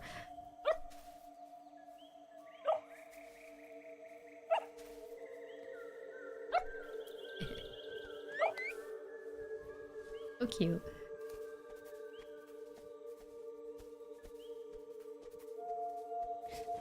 Tea.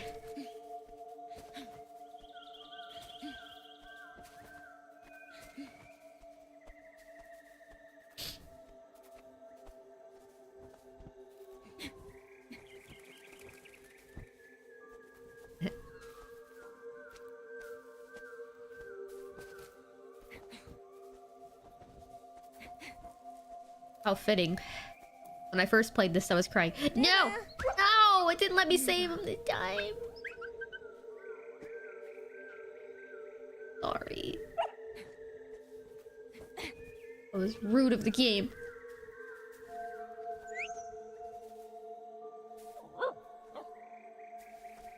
I did it.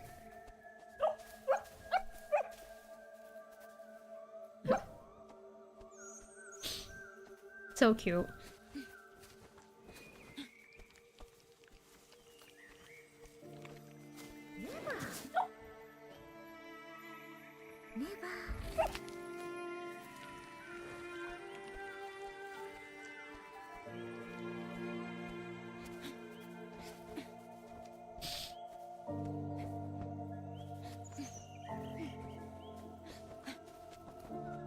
I'm too emotional. Look it up.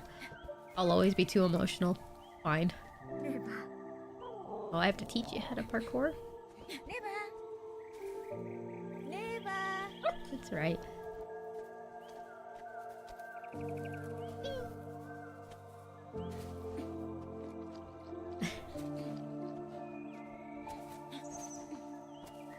Gotta get your snacks.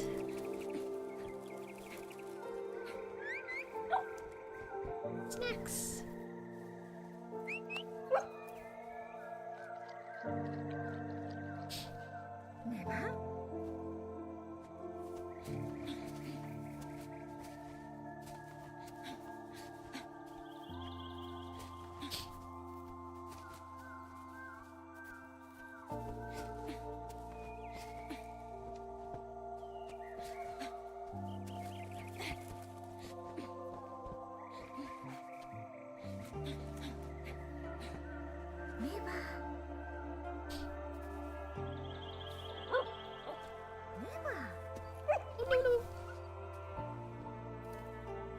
Gosh, I forgot there was that second time.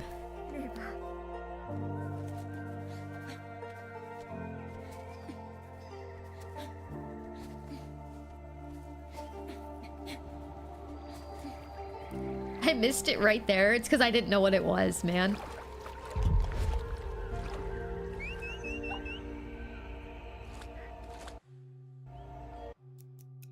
Oh, yep, now it counts. Thanks for the posture check. Definitely slouching a little for sure.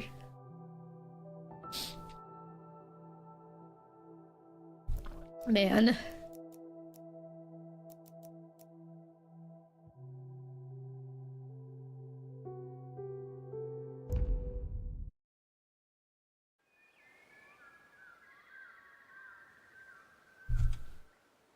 Oh, for sure, Mexi. Like, I see why they did it. Genius, honestly.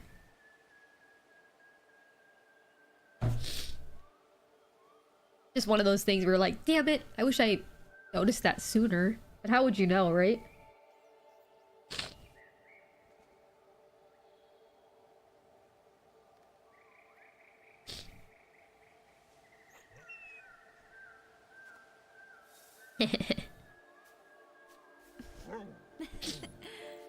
That's my pups in the morning. They're like, hey, get up, I need to eat.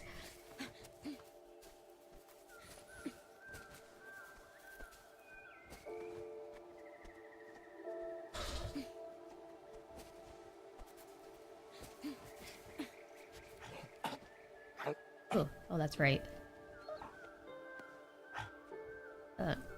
Stuff is like poisoned now.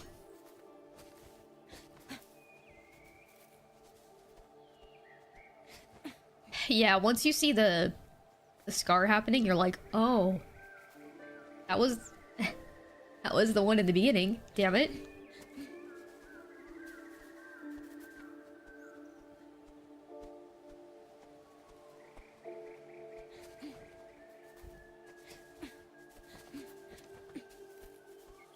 That's what makes you think it's different, because it doesn't have the scar, and like, oh, we have to take care of this puppy.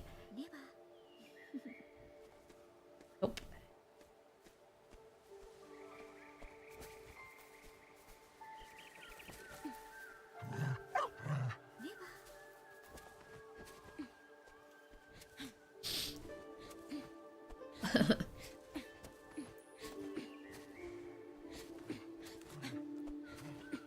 Which she still has to, but this time with a Neva. not corrupted forest.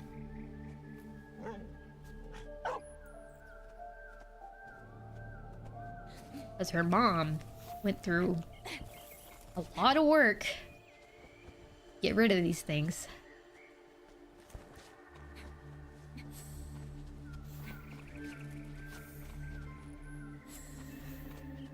There.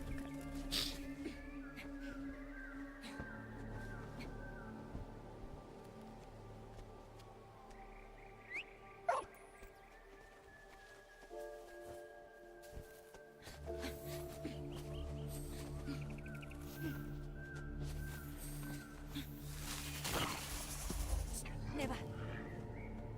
Neva.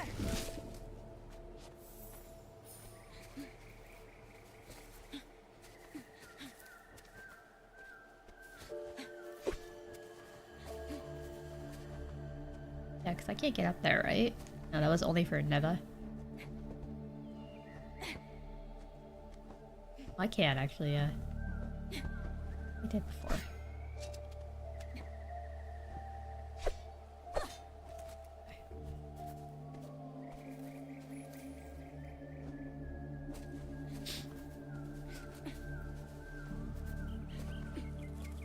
Oh yeah, this soundtrack on vinyl. It'd be a good one to pick up.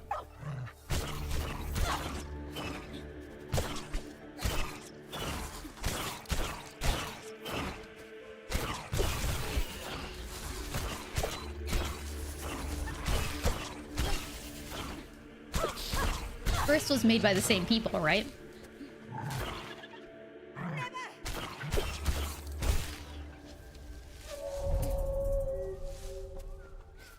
Yeah, I'm not playing it then.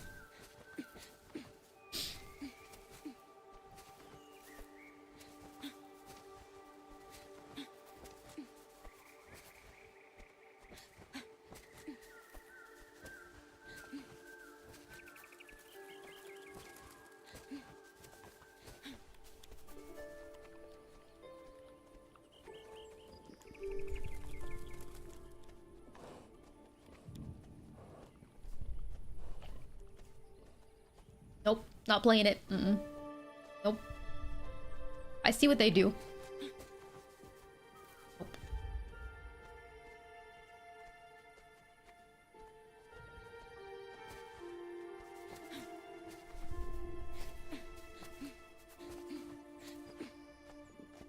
Why do you think I haven't touched Ori 2?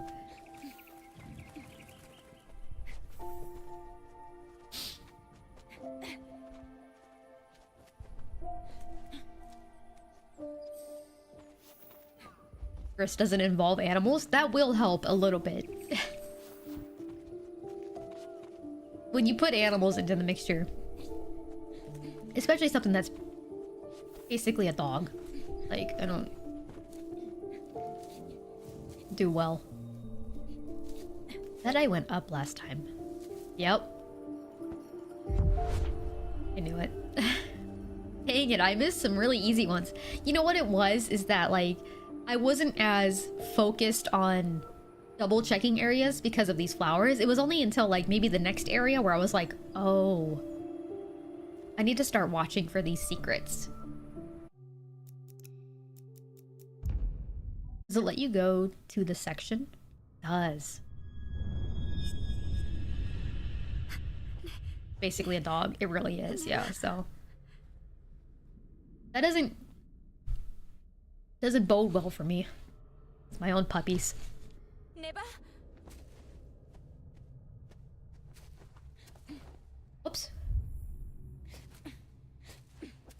Good thing about this section is I know exactly where I missed it. Bad thing about this section is I know exactly where I missed it, which is basically getting through the entire area.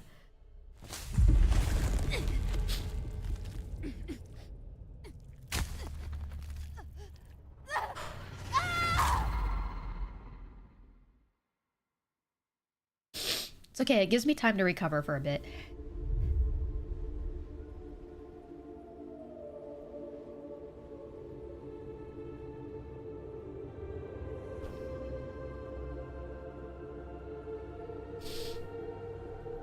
The nightmare.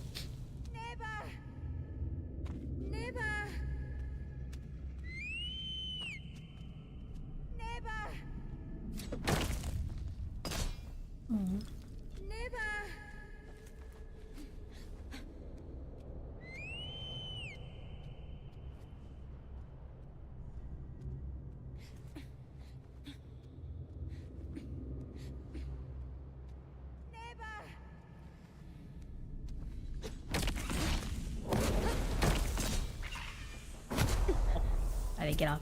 Oh.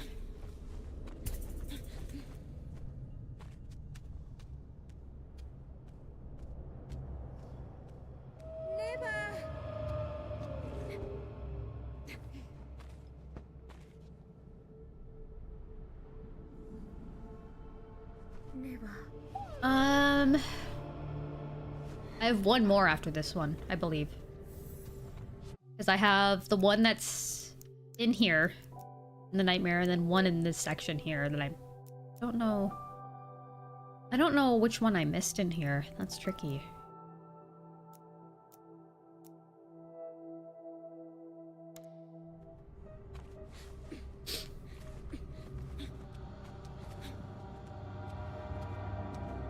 Oh yeah, the mouths.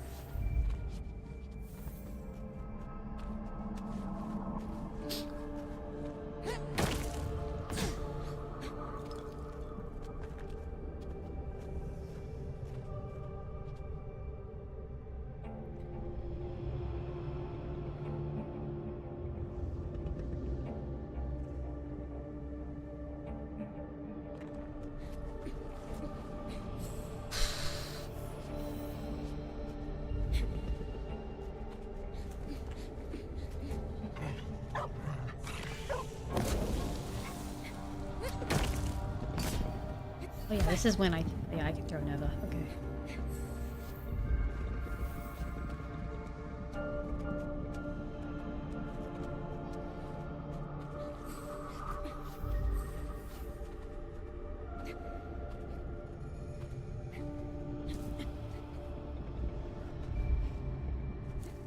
Really.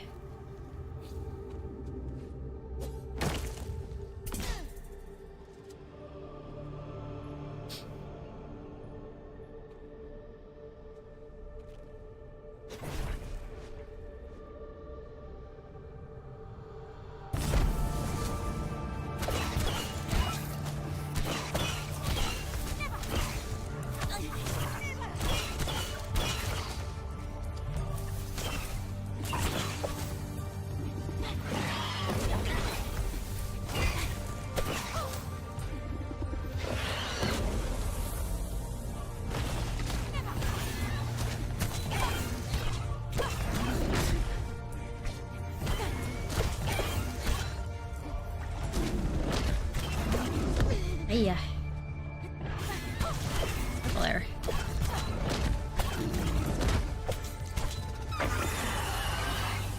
Whew, okay.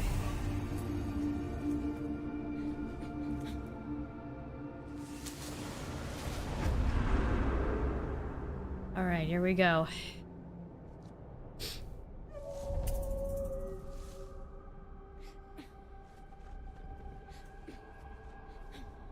Oh, yeah. See, so that flower is already activated. Okay, so it is pretty obvious the ones you have activated. It still shows it. All right.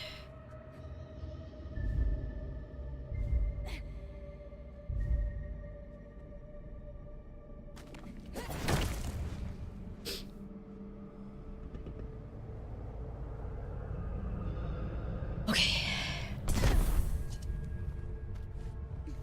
They do both sides, though.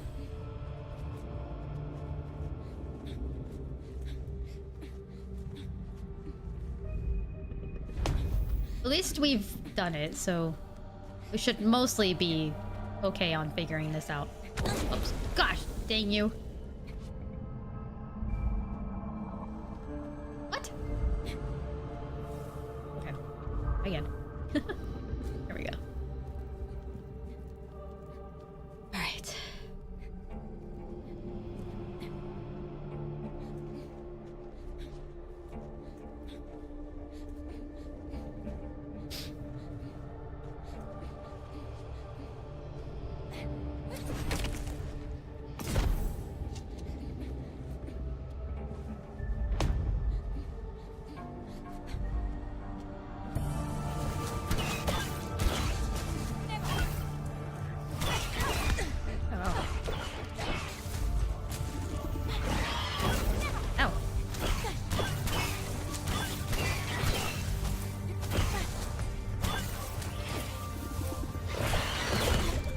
Oh my goodness.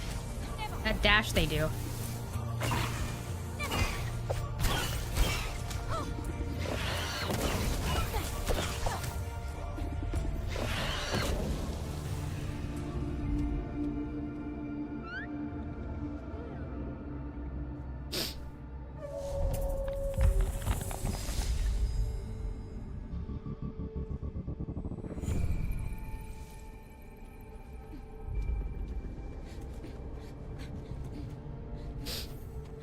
Okay. Last time I didn't do that. But I think I just need to do it on the other side now. I'm pretty sure that's all I need to do. Yeah, I think so.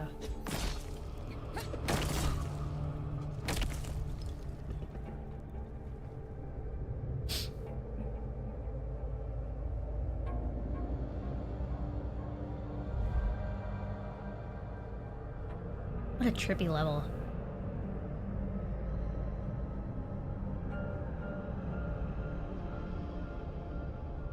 How are they gonna...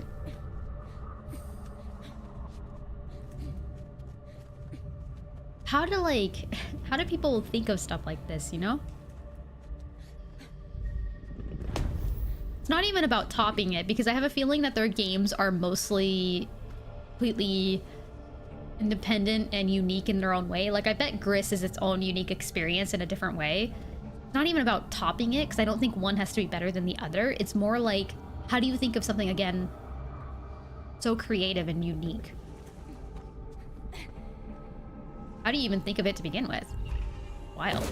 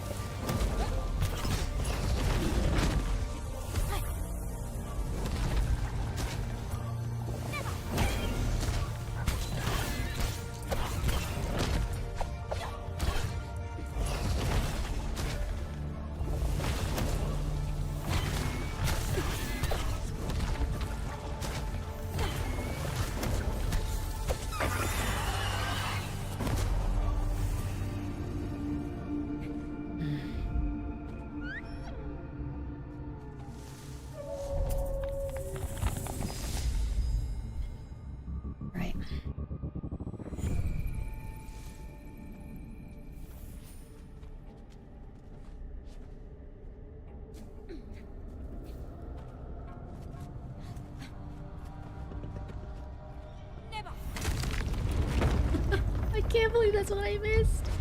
I knew it too. When I came over here and then I destroyed that one pillar, I was like, oh, I messed up.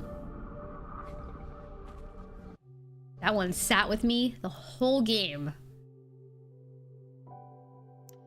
Okay, we have one more left.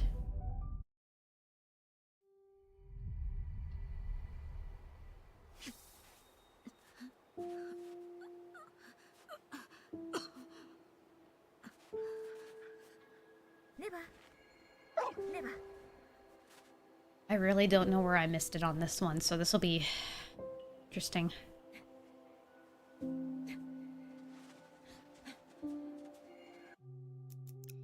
You know where I missed it?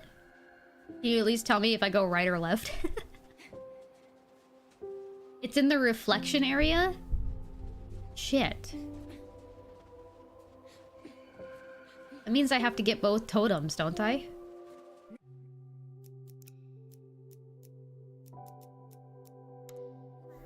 Or do I just need to go right this time? I think last time I went left.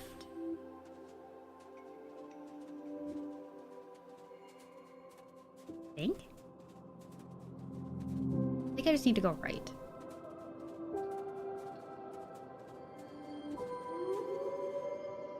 Cute!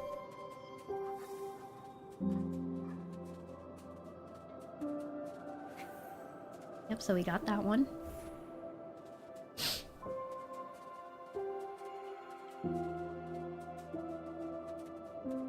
Stop it, music. Leave me alone. I'm pretty sure I got that one. I'm gonna go double check it. Pretty sure I got that one. This isn't the reflection area, but I just want to make sure. My crazy self. Yep, we're good. Okay.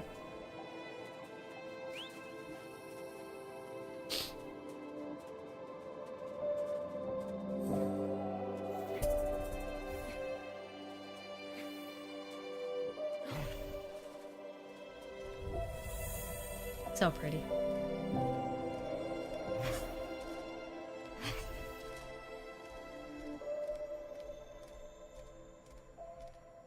It makes sense that I missed it in the reflection zone because it was probably something I could see but didn't go after.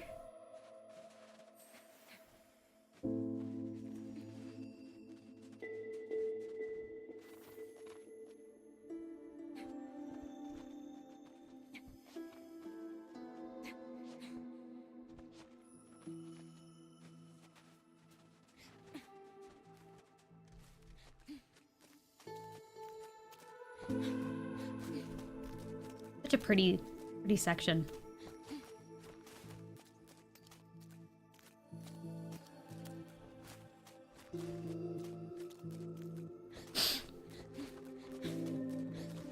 Ooh, pretty close to being recovered, thank God. Just leave us alone, man.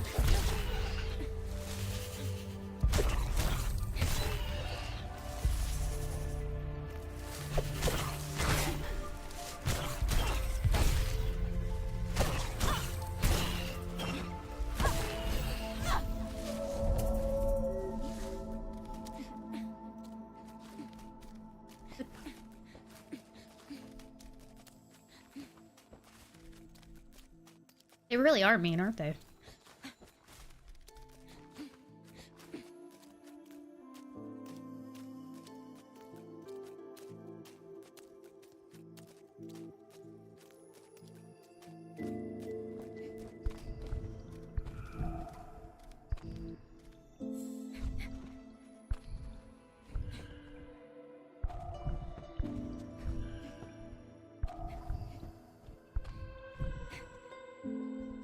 Messed up.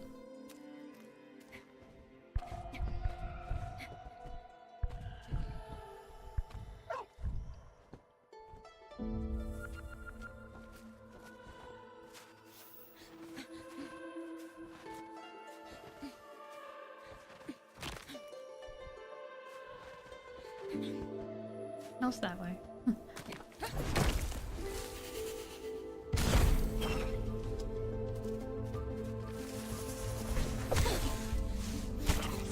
Right here.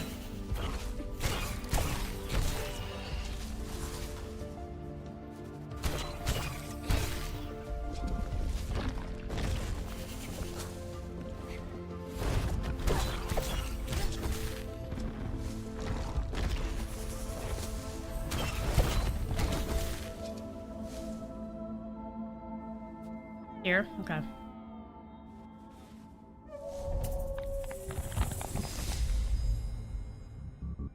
Of course it's here.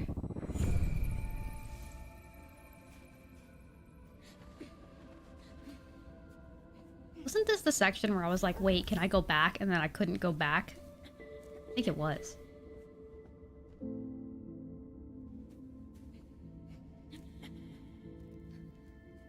It is, because I was like, oh, I should go check that topmost section.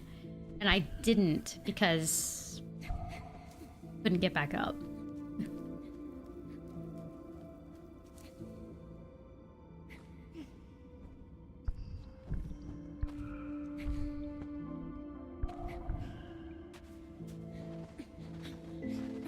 Fair enough. Yep. I did it. Do I have to go back to the end? I have to watch the last scene again?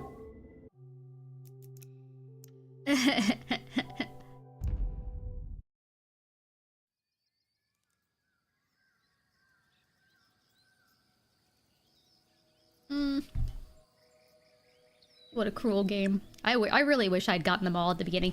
But you know what?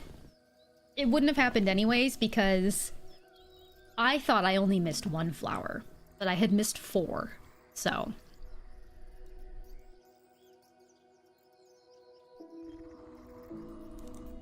one of them I knew I missed. 2 were early on, and I was just not as good of an explorer. And the last one, I knew I probably missed something, but I couldn't go back. Bruma. Bruma.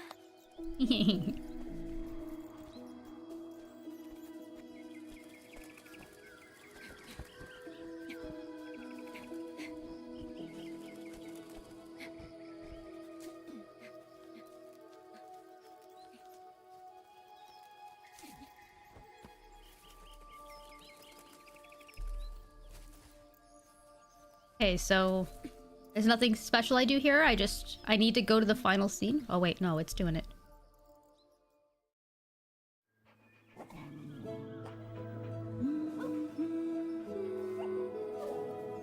There's so many babies.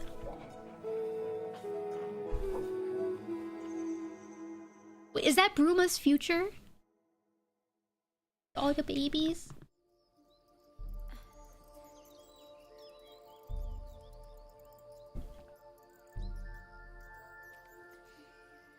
Oh, it lets you watch it as many times as you want.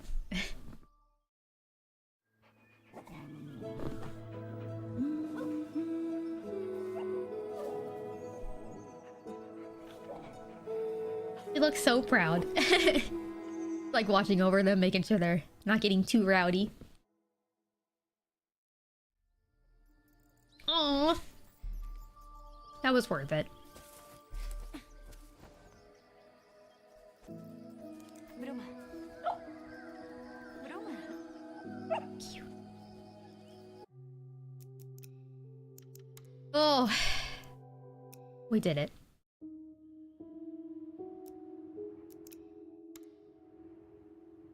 Man. Thank God I didn't have to actually, like, watch the whole ending again, though. Oh, that would have sucked. That was worth it. Good game. Gave me a good cry. Which is very rude.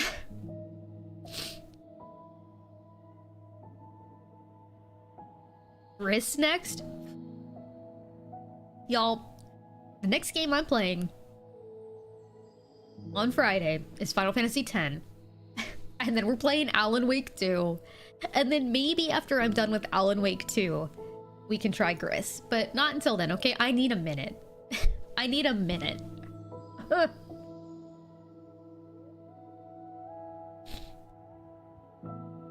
Gris has always been in my backlog.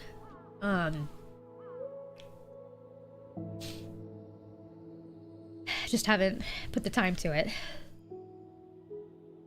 No breaks, just tears. It's so hard. It's so hard to, like, stream and cry, you guys. You have no idea, okay? Oh, but that was a... 10 out of 10 game.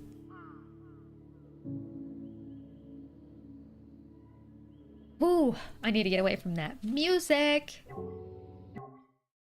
Nope. Away from that music. In fact, I'm gonna put you in rest mode. You can just stay silent now. Ooh.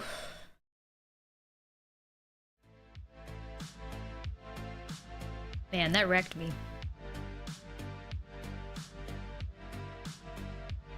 Oof. Yeah. The nominations that we put it up for, deserved. I think,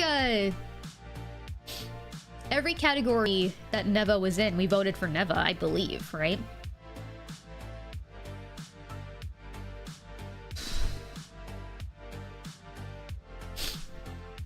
Whew.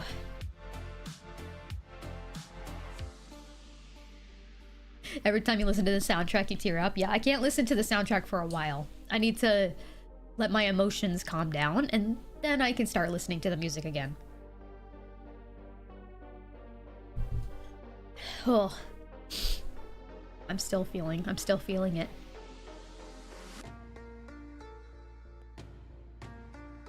It just had to have dogs in it, okay?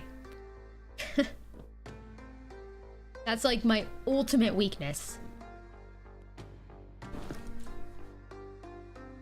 Ugh.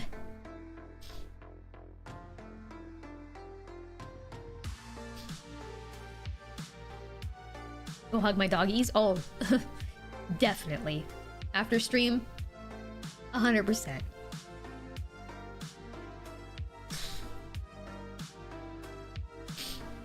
Ugh.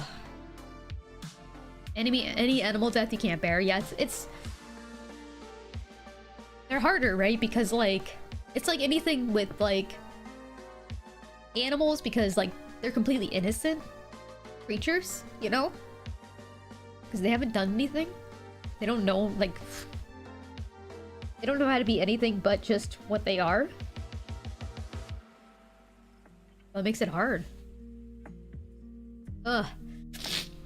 This game keeps making... I'm going through waves of emotions, man. Can't talk about animals anymore. Fuck. What we're gonna talk about is, I'm done streaming. Forever, I'm retiring.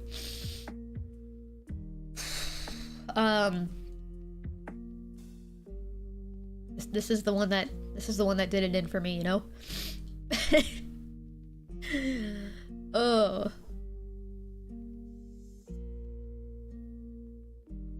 But no, I am done streaming, at least for tonight, y'all.